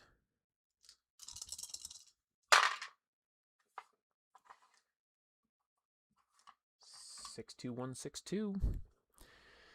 That's another faction encounter. So we're going to need a D10. We know that. Where are you, D10? There you are. And it's a 3, which means I think it's another warg encounter. And they don't need to know that we abandoned their friends to the Chimera. They don't need to know about that. That's our secret. So we're still neutral. So we got faction encounter. What am I forgetting here? That makes it a warg encounter, and then a 2 is the actual encounter itself. So here's what we're facing now. Number 2, a modified Snowstorm Delta ship carries an entire warg rebel squadron to the front lines. The squadron commander contacts your ship through radio and asks if you are willing to supply them with spare weapons or weapon mods, since they don't have enough to arm every fighter. I don't think we're going to have enough to even do this. Supply armament. You may give them as many weapons, weapon mods, and grenades as you choose. They will reward you with 2 energy cells for each. And we'll get a favor. I assume we can't just choose 0 and get the favor. As many as I want is 0, so technically we fulfilled the prompt. We could get rid of our laser blaster. I think that's probably a good trade to start building some favor with someone. Reason being, our main source of dealing damage is going to be doing the Javelin Hack, which is like our damage spell. Which I should actually probably look at what that does so that I actually know what we might be relying on. Where, oh where?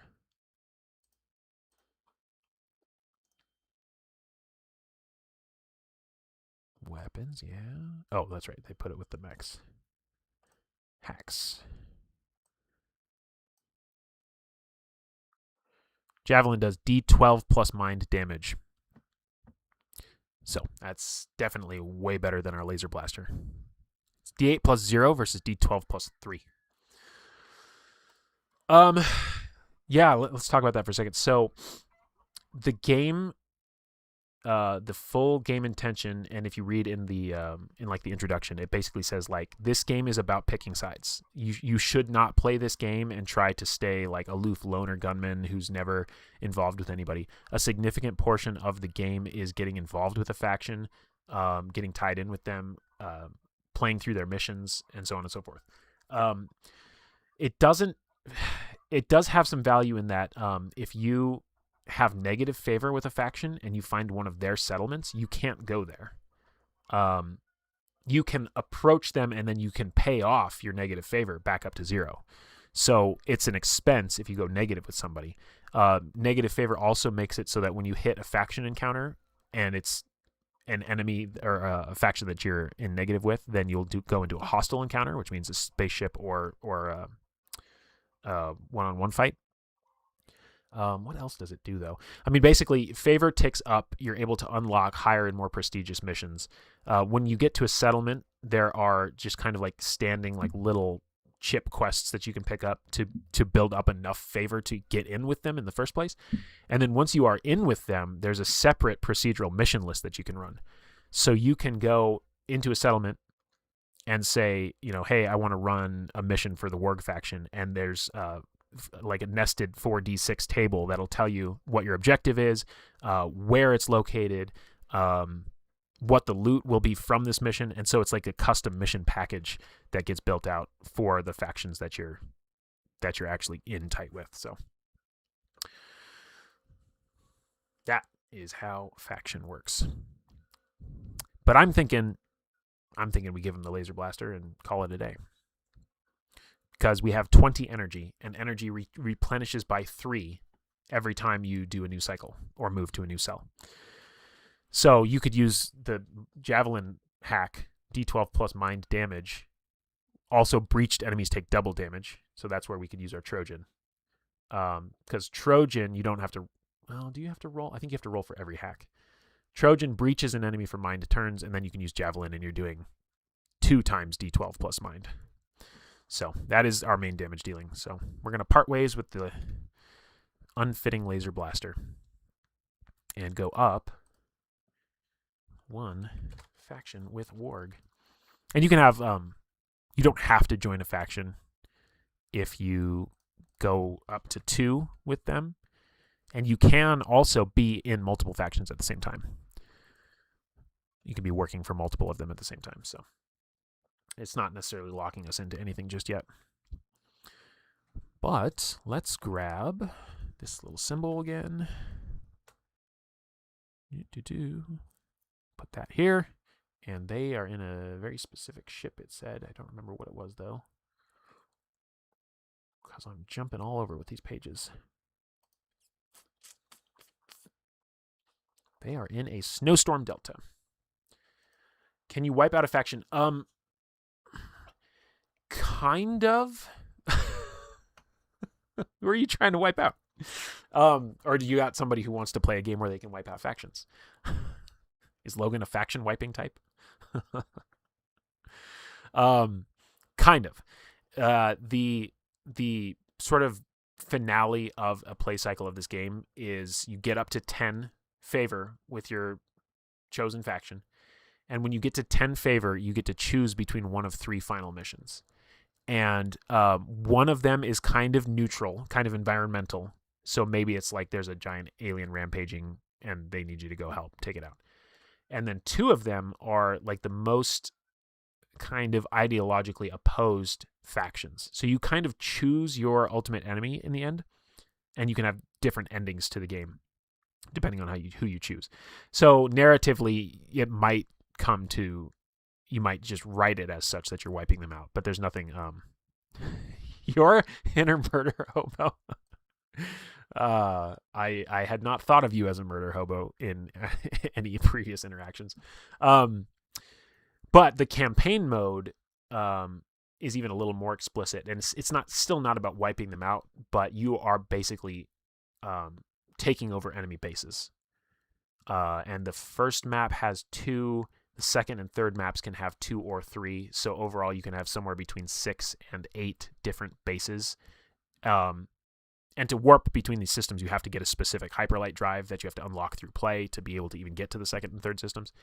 And that is very much about where you're kind of almost strategically trying to go interrupt whatever they're doing. ISF, which again, they're like the Trade Federation guys, they have an ability where I think it's that they control all space adjacent to any of their settlements. And so I had a playthrough where I had a negative favor with them. And I'm looking at the map and I'm like, all of these hexes that are around this planet and this settlement, they're all hostile encounters for me. So I'm like having to change where I'm flying the ship around if I'm not looking for a fight at that particular moment. And then at a certain point, I was like, it's time to go in hard. And I just went in and then went into the settlement and took them out. So yeah, there's definitely some taking out of fools that you get to do. So we sold, let's see, was there anything else about that? Oh, we get 2 energy cells as well. So it's actually a trade. I forget, I think energy cells are basically health packs for your energy itself. I would assume that's the case. And so we won't need that for a while, but when we get more stuff going, that might be handy. Where are you, energy cell?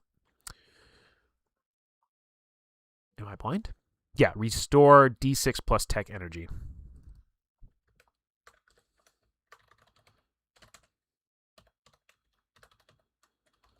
Actually, that's really good because we have a super drone mech that I forgot already that we just picked up. We are sitting really good. If we find an opportunity to fight something, we're gonna blow it up in no time. Very cool. Journey log.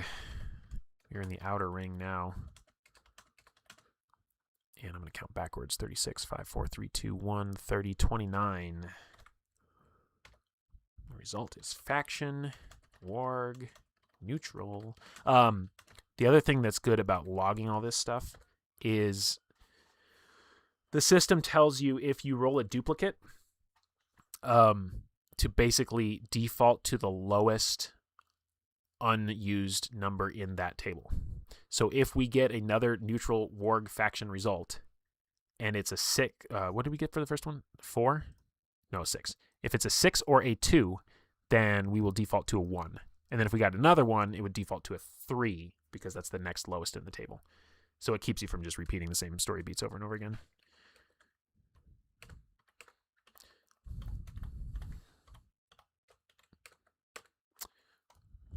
Okay.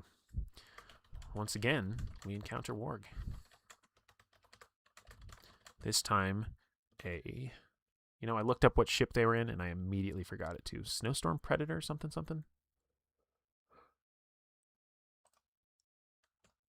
Snowstorm Delta.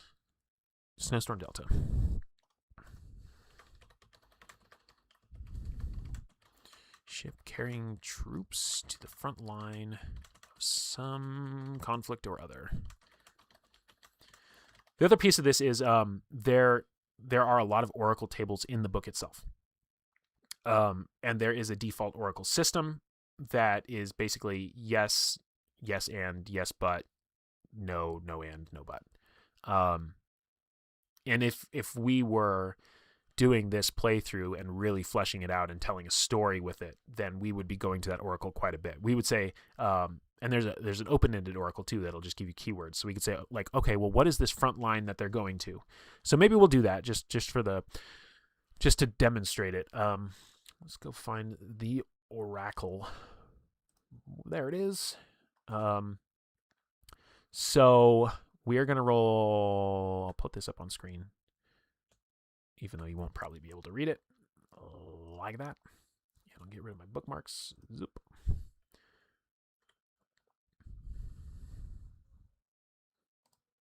Yeah, it did remind me a bit of Kingmaker when we were tracking, back when we were doing Kingdom events.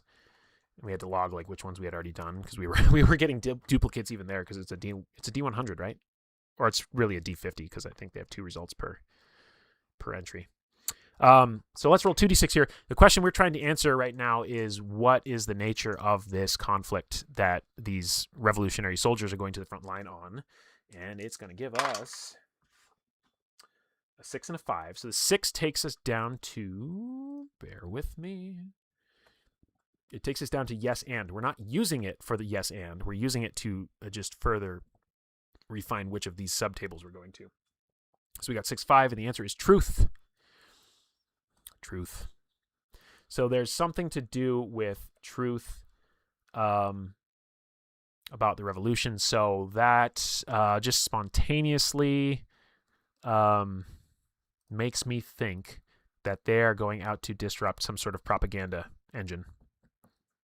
Right? So that's, I think, what they're doing. They're attacking some sort of communications base run by we don't know who. I guess we could find out who. We should find out who. Let's roll a d10 and figure out what faction it is that they are going to fight against. And you might think, oh, well, is everything a faction in the system? And it's like, I mean, kind of. It's how you interface with the groups in the world. You could just come up with other groups outside of that and tell an even larger story, but I don't see really a reason to not use the framework that you're given. So that is a 5. I used to have this memorized, but I don't anymore. It does get incredibly fast when you start to memorize the tables and you throw 5d6 out there and you're like, oh, that's a planet and it's this type and it's this type of biosphere. But that takes a hot minute. It also takes a hot minute for me to find. Here we go. 5 is Medusa. The Medusa. And that is actually kind of the perfect. Oh, you know what, though? See, this is, okay. This is why we should have done this before we decided whether or not to sell them this rifle. You've been playing Fallout so long you didn't even question it? Oh, just using the factions that are there? Yeah. Yeah. I mean, there's a lot of latitude to go outside of that, but it's already here for you. So had we done this before we decided whether or not to sell them this rifle, we might have made a different choice because Medusa are like the hackers. And we are a hacker. However, I mean, that doesn't mean we have to align ourselves with Medusa. Let me go find them and just give you their vibe real quick.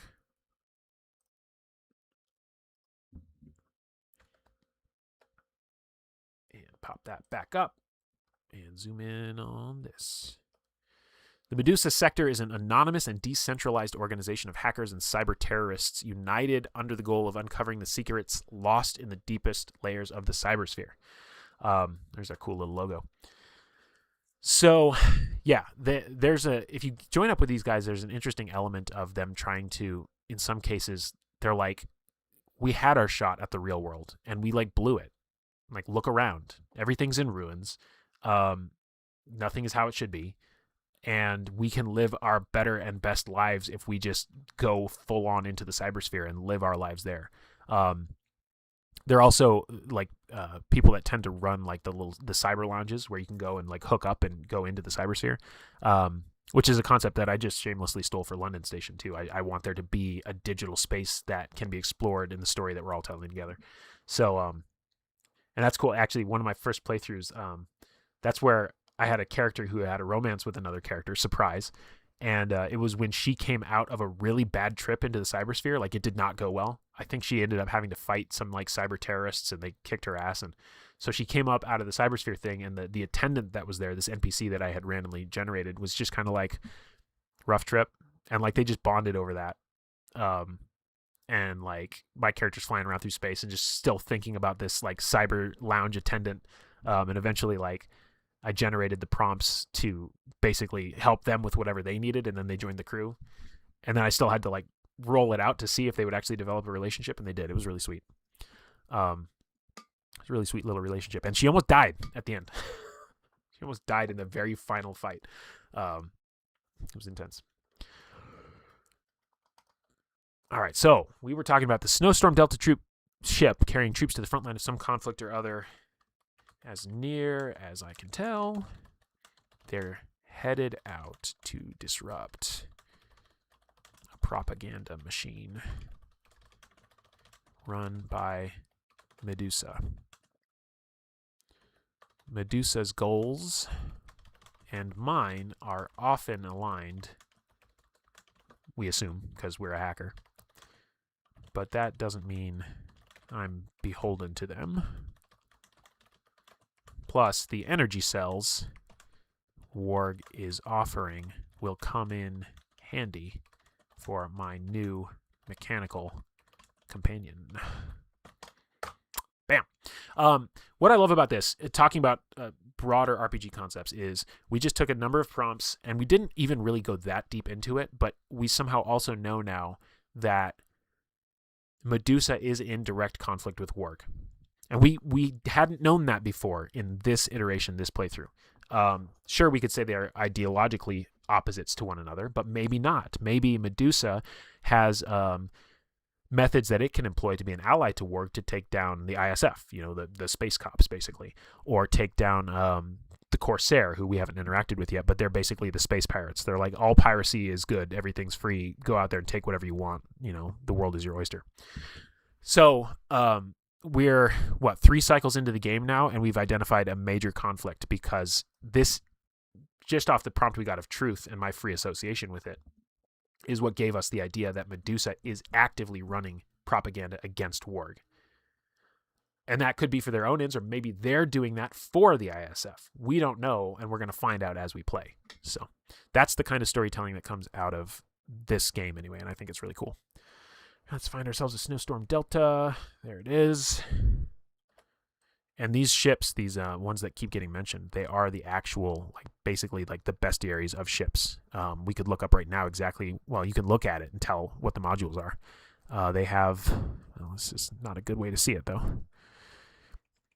They've got spark multi-lasers right here. I don't remember what this is. This is the Orion, I think.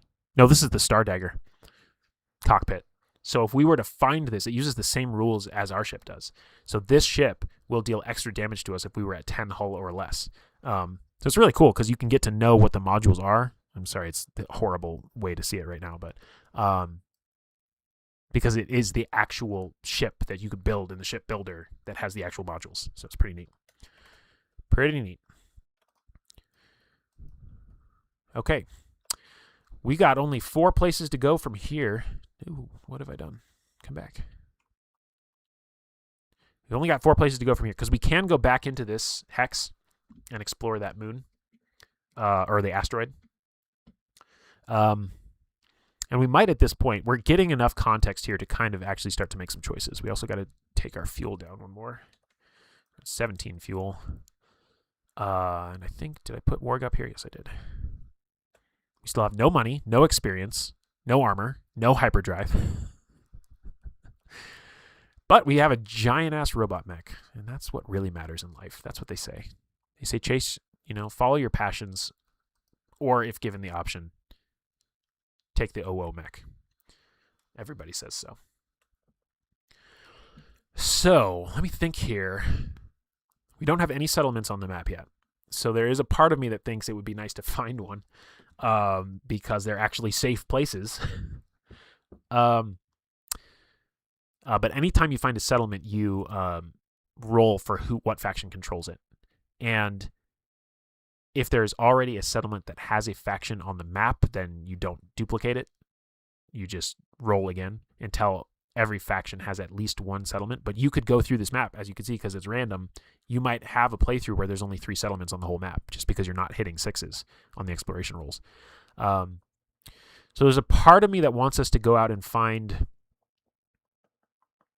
a settlement. However, we also might get some loot or money off of that asteroid. We don't know what we're going to find there. I think moons are generally a little less dangerous than planets. So if we do hit a 6, we might be able to fight with our mech and overcome it.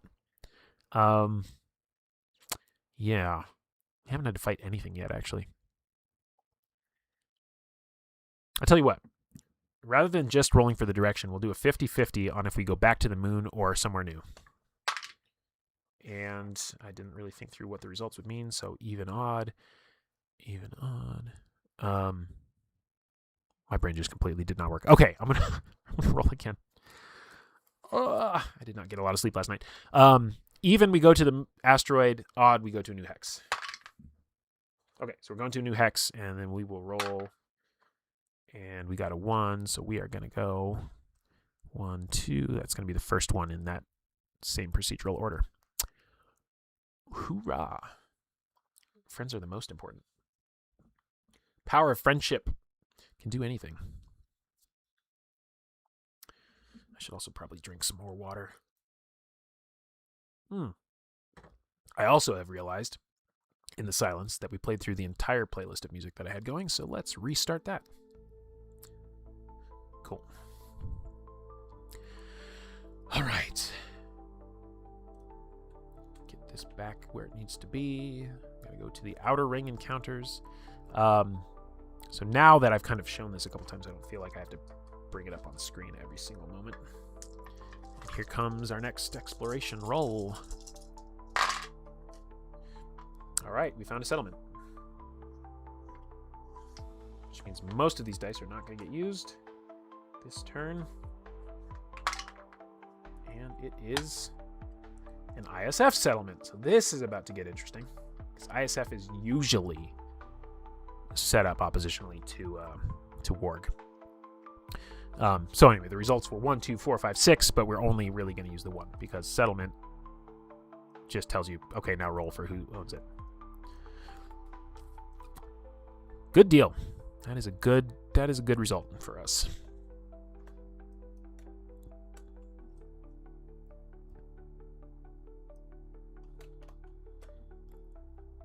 And let's go get ourselves a little ISF flag from here.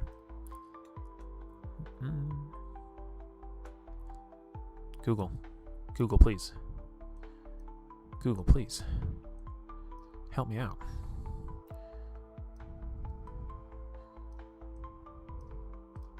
Ta-da! Now we can... Well, I was just going to say, now we can pay to refuel our ship. And immediately realized we have no money. Yeah, we've not been out here making the money. We could sell these weird...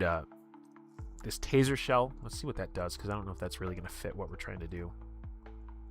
The taser shell is a grenade. Roll Vigor, which we have a 0 in, against the highest difficulty enemy. On a success, all enemies are shocked for a tech number of turns. So shocking could be good. I think shocked... Well, let's not think. Let's look it up. Combat. Mechanics. Shock says temporary lose all armor, setting it to 0. Oh, that's actually really good. The only problem is if we could actually get it to hit, because we're rolling low vigor against the highest enemy. But if the highest enemy has low vigor as well, most rolls are contested rolls in the game, and it's usually stat versus stat to see if something actually hits or happens. So we might keep that. We also don't really have to refuel right this second, because now that we know where the settlement is, we can always come back here pretty easily. But this 0G liquor item, I remember being a head scratcher. So maybe one of you guys listening can help me figure out what this is supposed to do. It says, gain an extra side action next turn. The problem is using an item takes a side action. So I think the developer was saying in their Discord something about like there are situations where you might want to stack multiple side actions in the same turn. So I think it's just kind of like an action economy hack that pushes the side action into the next turn. Until we actually have something that benefits from that, I don't think it's probably worth keeping. So I'm thinking we sell it maybe. But again, we don't need the fuel right this second. We should look up. I forget how much fuel costs. I think it might be 3 per fuel cell. Settlements. Actually, let's read a little bit about settlements anyway, since I'm just showcasing this game for the first time. All right.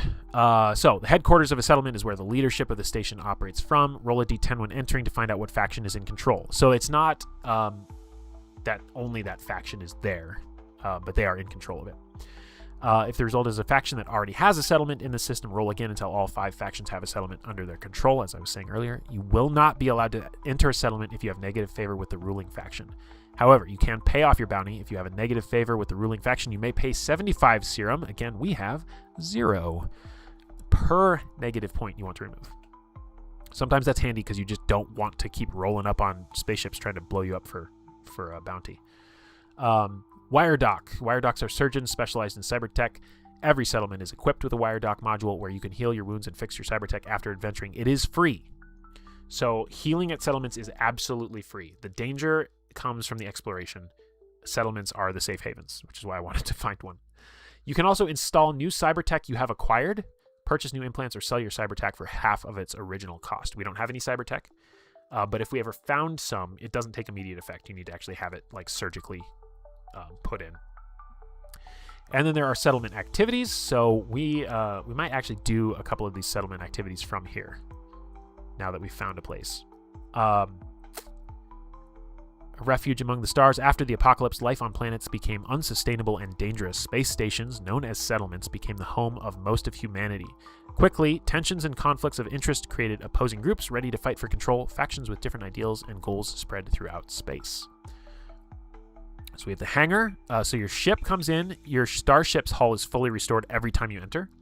So your health and your ship's health get restored to full when you come back, which should tell you mechanically that the combats are incredibly dangerous if they're giving you a free way to heal to full. This is not an attrition game. They're kind of telling you, like, you need to be at full for every encounter because they might wipe you out anyways. Otherwise, I mean. You may buy pre-built ship modules, or sell your modules for half of their scrap cost.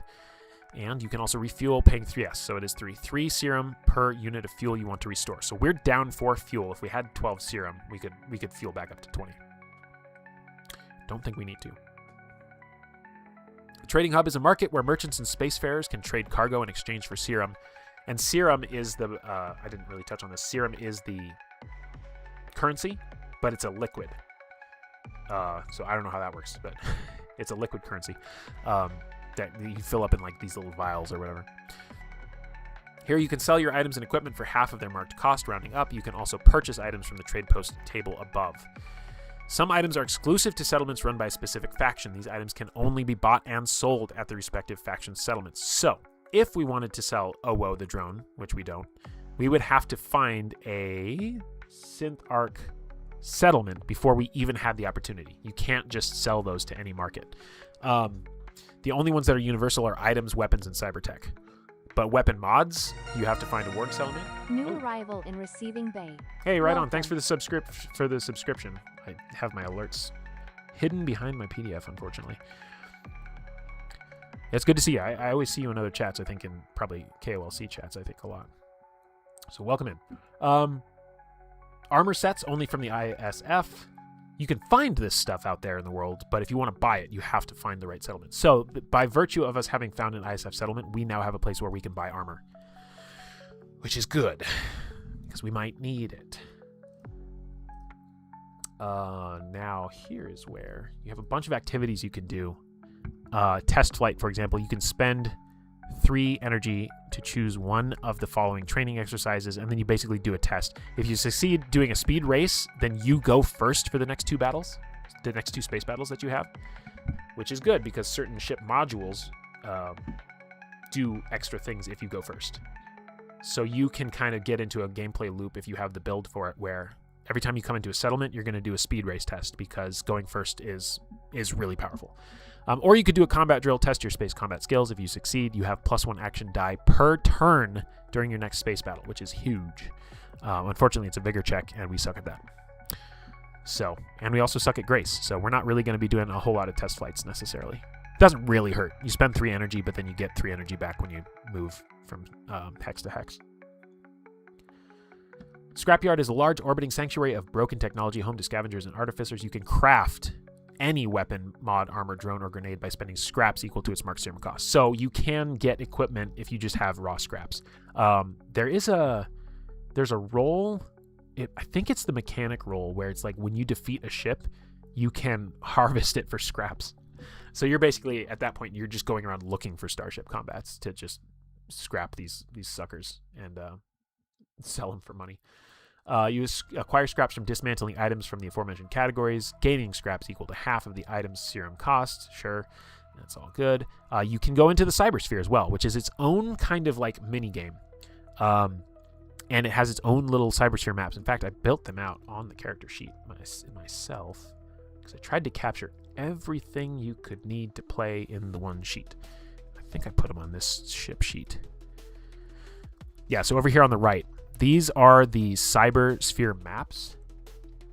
And I put them into the sheet.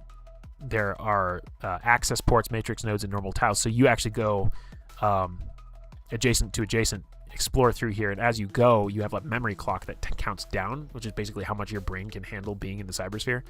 And there's loot and stuff in here as well as like really cool, just like little lore tidbits. Like it'll be like you wander through this section of the cybersphere, and there's like old films playing from like the old times, the old world, and I think one of them is like almost implying that it's a Disney movie, like an old Disney movie. So you can go into the cybersphere if you're in a settlement. There's combat simulators. Actually, the combat simulators I've never used, but if you know what you're going to go fight, you can go into the combat simulator and do that fight first. And if you win it, you gain XP and you get +2 vigor the next time you fight that enemy.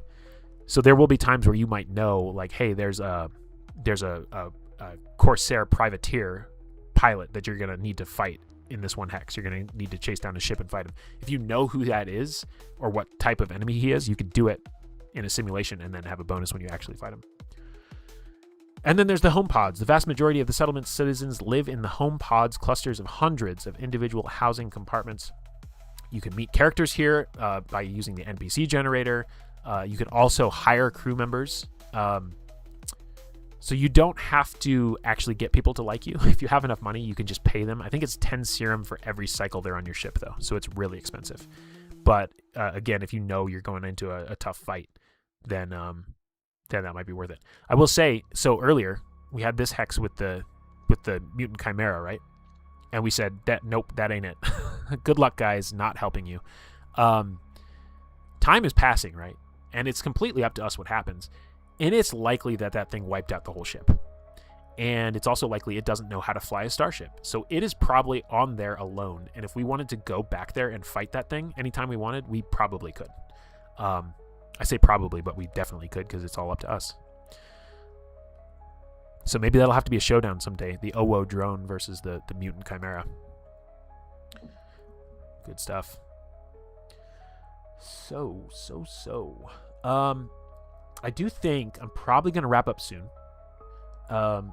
We didn't get into any combats, but we had to do all of the building and the explaining of the ship and the character. And then, like I said, there's some work we can do just for fun on the Discord together if we want. We'll probably consider picking up some side quests from this settlement because it kind of lets us choose the outcomes that we're looking for. For example, I guess you may choose a side quest if you have between 0 and 3 favor with the ruling faction and no previous uncompleted side quests. So at this point, we could take a side quest from any one of these factions that we choose. The side quest itself is a random table. So you roll a d6 to see what side quest they give you, and then you might be like, oh, that's also way too hard. I'm just going to not talk to you guys anymore. But for example, like on the Warg table, if we wanted to continue to develop our faction tie-ins with Warg, which we might not, one of the results says defeat an ISF A1 Voyager ship approaching the settlement, 1 tile north. So we would go up here, and there would be an ISF ship that's coming into this ISF station, and we would go out there and blow it up. And we would get whatever experience would come from that, and we would also get -1 faction with ISF, which would mean we can't come back here. So that would be a bad move.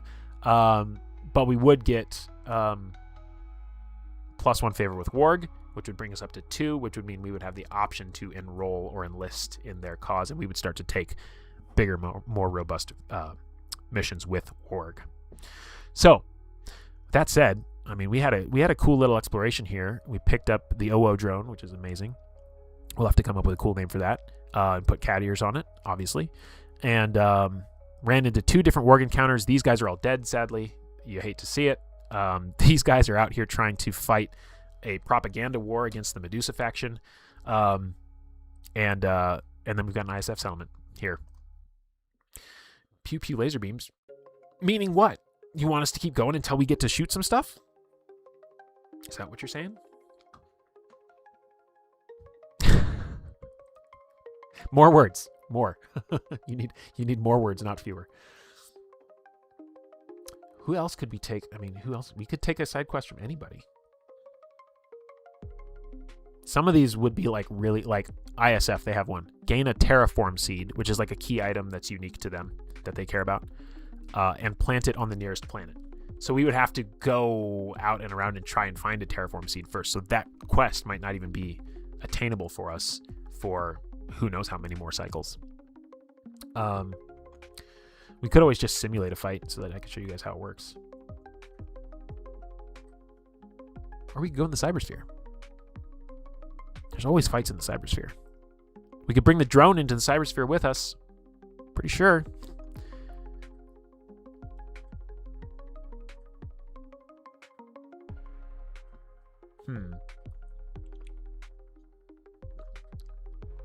It is kind of our thing. We are hackers. That would make sense for us to be the very next thing we do, is to go in the cybersphere. There's a lot of other hacks you can get in there. Okay, let's do it. You've convinced me. I've convinced me. I've been convinced. The convincing has happened. We'll go into the cybersphere.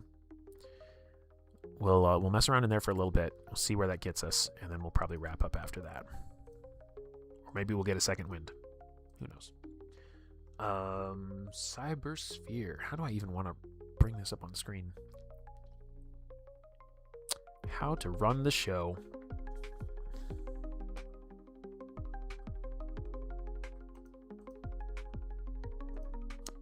I'll show you the pages at least, just to get more of the vibe of this game. So this is the 2-page, splash page of the cybersphere. And these are the maps up at the top that I converted. I had to rotate them and convert them into the sheets so I could actually write on them, basically. But you go in here, you spend 5 energy, you roll a d6 to determine which of these layouts you go into. If you die, you don't die, you just get logged out and you lose 10 more energy. So it is somewhat low stakes. You move through one tile at a time. You can only move to diagonally adjacent tiles. I that wording always frustrated me. I was like, what do you mean diagonally adjacent when you've rotated the thing 45 degrees? Anyway, when you enter an unexplored normal tile, roll for the cybersphere encounter and draw the outcome. You only have 12 moves to explore the network. Mark 1 cell on the memory clock counter every time you move to a new tile or when an event indicates it, as in clock +1. When the limit is reached, you suffer an abyssal scar. That is a bad thing to happen. We do not want to get an abyssal scar because that could end the campaign. There's a 16% chance that you just lose. And then these are all the different encounters in the cybersphere. Just little prompts that you kind of have to flesh out. But like here, if we got, and this is D6 tables. So you take the digits to get the number. A security automaton bot who thinks you are a virus. So if we got that, we could blow up a digital robot and take its experience points. So with that said, let's make sure that we've captured that we even arrived here. We're in cycle 4. We're in outer ring. Put this back on so you can see me type if you're into seeing people type. Outer ring 28. Result is settlement. ISF. And basically, in short, we are cash strapped, true, and looking for opportunities to get ahead. We also haven't really talked too much about Cadence themselves and what they're after and what they're looking to do, so that might evolve naturally as we put opportunities in front of her. But we'll see. That's definitely something we probably could have done better at the beginning, but I was just excited to get to it. That means cybersphere. Right on. So, we are going to roll 1d6, see which map we're using, And we got a 3, so we are here. Now, let's see. The dark cells are the access ports. You cannot go out the same access port that you come in. And I believe coming in does not count as a move, so that's our 0. Let me zoom in on this more. Although, if we get into combat, we'll be looking at something else anyway. Oh my gosh. Doing all the wrong buttons.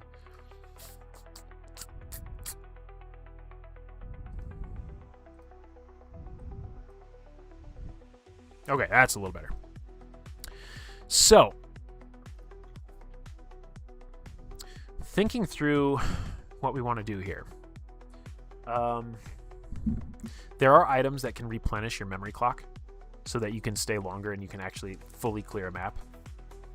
We don't have any of that, so we want to be a little strategic with where we go. Like, we could go down to this cell here to try and just get an additional encounter. Then you come around here, these access points don't have any encounters, so now you're 1, 2, 3, 4, 5, 6 to get some loot.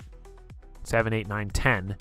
That would be 10 memory slots, or 10 ticks on the memory clock, assuming that nothing in there added to our clock. Because if it adds to our clock and it hits 12, we get an Abyssal Scar and we could die. So we will be not going down, basically, is what I'm saying. So we're probably going to come over to the left. We'll go 1, 2, 3, 4. And then depending on how things look from here, we'll determine if we can try and pick up this other loot or if we're just going to race back here and log out. This is also the perfect track to be playing right now. So let's do that. So that's 1. Nothing happens in these. And that's 2. So now we're going to roll and see what happens in the cybersphere. It's an 11. Can't be much safer than that. On an 11, we are blinded by a flurry of pop-up ads, and the clock ticks +1. So that sucks. Pop-up ads, not even once. You hate to see it. All right, let's log that because stuff's going to happen in here.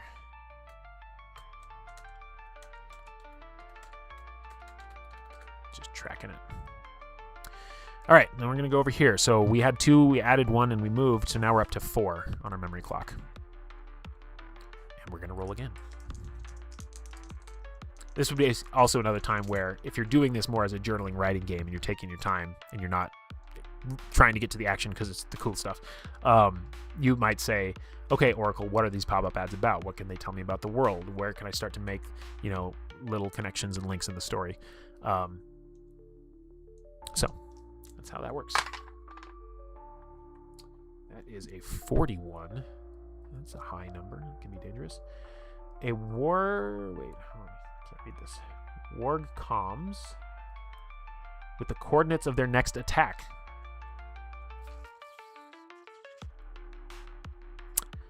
That could be useful. So this is basically just a narrative prompt that we just ran into. It has no mechanical effect. But we've intercepted the next known attack of Warg. And we might not know exactly what that means, but we might find ourselves in a situation where we're trying to negotiate with ISF, Medusa, whatever. And the fact that we have this is now a narrative truth that we can use. We could use it to increase affinity with an NPC and try and get them on our side. We could use this to try and not be arrested if our ship gets pulled over and they want to search our cargo bay or something. So it's just like it's like an item, but it's a piece of knowledge. So I'm just going to write it down somewhere here in our quest log, which is just a place to put whatever you want. So we now know Warg's coordinates of their next attack. And depending on what opportunities come up to us, in reality, that usefulness of that information will probably expire at some point. So we'll just try and be transparent and honest about that. We could aggressively try to make that information valuable to somebody. So you never know. You never know. All right, here's our 5th memory clock, and now we're rolling on the other table, which is the matrix nodes. This is basically loot, but I think you can get bad stuff in here too. 42. Let's find out what's 42. We got... Oh, God. Oh, we're in trouble. It's going to be 9, 10, 11, 12. Oh. Oh, we just got lucky. Wow. All right, so 42 is hack parasite. So that's our loot, is we have a new hack, which is great. That's really great. But it also says clock +4. And if we had dilly-dallied even a little and not gone straight for this node, we would not be getting out of here intact. We would be taking an abyssal scar. So I'm glad that didn't happen. Yeah. Clock +4 stuff in the cybersphere is so bad. Super bad. But this is fun. Let's go see what hack parasite does. It. Dun, dun, dun, dun, dun. What does it do? What does it do? Where is it? Is it a super hack? Oh, it's a master hack. Nice. Let me put this up on screen real quick. Okay, so we have over here, these are like normal hacks. And there's a mechanical difference between normal and master. I don't remember exactly where that comes up. But I think it's just in how you can obtain them. You can only buy these at Medusa settlements. Sorry, wrong. You can only buy any hacks at Medusa settlements for 150. Master hacks can be sold but not bought. So the only way to get these is through loot or encounters or whatever. So what did we get? We got Parasite. Breach all enemies for mind turns and restore 2 health for every enemy affected. Oh, man. Oh, that's good. That is so good. Because we have Hack Javelin, that's the one that does double damage if enemies are breached. And because our mind stat is 3, you drop this. Maybe somewhere along the line we get some sort of cybernetic enhancement so that we can do 2 main actions if we pay extra energy. That's a thing. So you could drop this, breach everybody, double your damage, and also every enemy that you breach with this, you're healing 2 health. So if you're up against like 4 little bandit guys or whatever they are, that's +8 health swing. We didn't really have a method for healing until now when we have health packs, the items, but this is actually really good. So let's write this in. Zoop. Our loot rolls in this campaign are going very well. Breach all enemies for mind turns and restore 2 health for each enemy affected.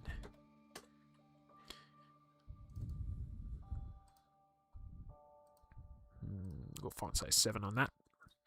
I should also, while we're here on this page, well, I'm here on this page anyway, I'm going to write in our other hack stuff. 12 plus mind damage. Breached enemies take double.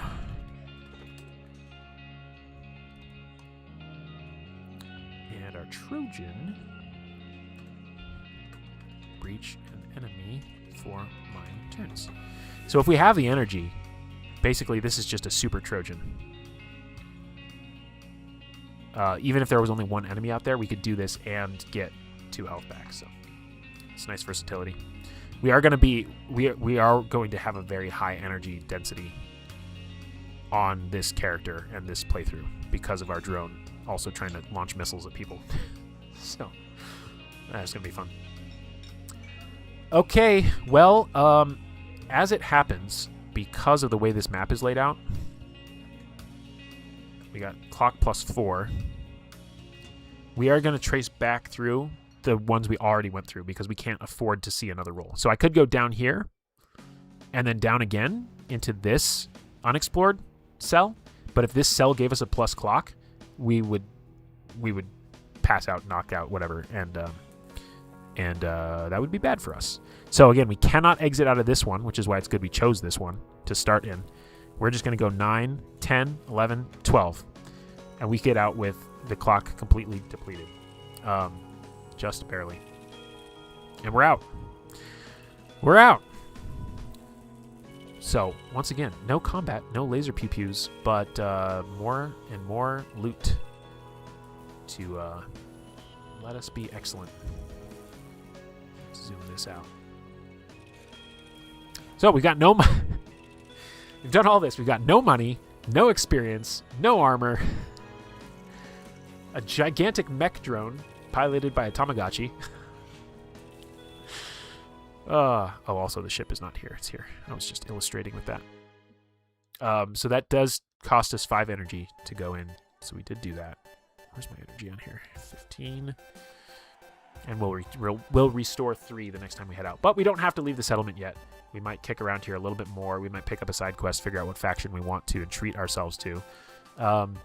Overall, very successful start to this playthrough as far as the loot that we've found and not dying. Nothing has tried to kill us yet. It's pretty great. Well, I mean, except for the alien in this ship that we abandoned them to. I do feel a little bad about that as a player. I don't know how Cadence feels about it. Do we think? I mean, it's a harsh world. Do we think she's agonizing about that at all? Or is she hardened? A difficult world. Tough to say. Tough to say. Anyway, all sorts of things to think about. I will be putting up a post probably in the London Station forum on the Discord to just kind of recap this session. And then if anybody wants to jump in and be a part of the collaborative storytelling and think through who Cadence is, we didn't really get too much into who she is. And we do know some of the experiences that we've had so far, and we can extrapolate from those and see how they make us feel. I think we're going to lose the music when I switch to this, but... Yes, we are, because I did not add that source to this screen. Somewhere in the middle. Feels a little bad, but not bad. Yeah. I mean, bros picked up an alien egg, you know? And they're warg. They're not scientists. They probably have some scientists, but what are they doing picking up an alien egg and bringing it on a spaceship with a bunch of people? Not even once. Leave the alien eggs where you find them. LNT, as they say in the Scouts. I was not a Scout, but... we used to shout L&T whenever we'd go hiking with friends. There it is. There's an intro to Astroprisma, a first session of sorts. I do think we'll keep playing this because it really doesn't take any prep on my part now that I did all the work to build the overlays and everything to go along with it. Hope it was fun. I hope that some people found it interesting. Again, it's not out for purchase yet, but it's going to be any minute because they were waiting for all of the fulfillment to be done. And they got really hung up with U.S. tariff situation. And but U.S. backers are now getting their books because I'm seeing it pop up on all my friends' Discords. They're like, I got the book. And I'm like, man, I didn't order the physical. I was actually gifted the game. So, but yeah, we got to sing a song today. That was good. And I was going to tell the story about how this game met me at a very, very important time of my life. It was actually a birthday gift last year. I was going through a pretty tough time. And it was through this game that I found the YouTube channel for Hime Otsugi, who's a friend of the channel, and through their channel and their group of friends, that was basically the group that I would have their streams and content on in the background, basically all this last year, to try and basically just have a safe place and a safe community to be, and a safe place to be not having a good day and have people still there to lift you up.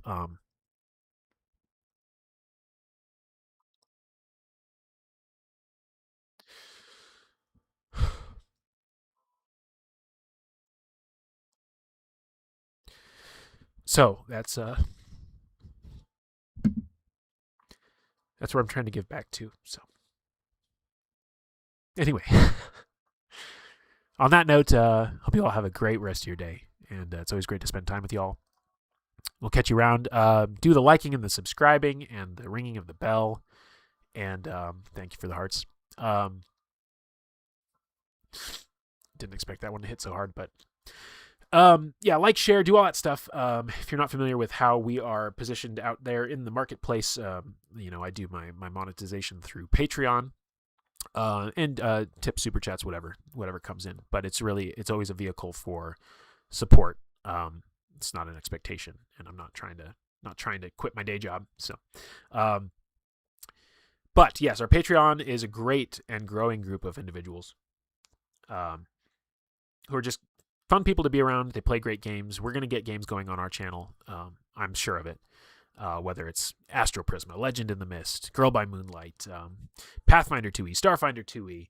I know Tortuga and I think Thaddeus as well. They were kicking around running different games in the channel. Kept the barrier to entry very low on that, so you can get pretty much everything you'd need to experience in our Discord with the $3 Patreon membership. We'd love to have you and get to know you. But with that said, I think that's all the talky stuff I'm supposed to do at this point. I'm going to check and see if we got any friends out there who are streaming. And we do. It looks like, and these guys are members of our Discord as well, Cheeky and Zachary. So I think Cheeky's playing a game, and Zachary is, I think he said he was like doing some art or some prep for something else he's doing. But I think we've raided Zachary before, so let's go raid into Cheeky.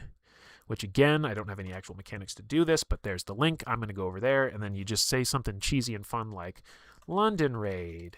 And then everybody goes, hi, London. And anyway, if you got the time and you want to go hang out, just pop in, say hi, and then immediately disconnect. That's fine. We just want to support our friends out there in the world as they're creating, and they're also trying to create their own safe spaces and keep that virtuous cycle going. So thank you guys for being a part of the stream. Astroprisma, great game. There's a lot more to see from it. We've only really scratched the surface. With that said, I'm going to send you off there. I'll go hang out in Cheeky's stream and hope to see you there. If not, have a great rest of your day. It's a nice Saturday out here, and I hope it's a nice one for you as well. So let me go ahead and hit some buttons and disappear, and we'll talk to you later.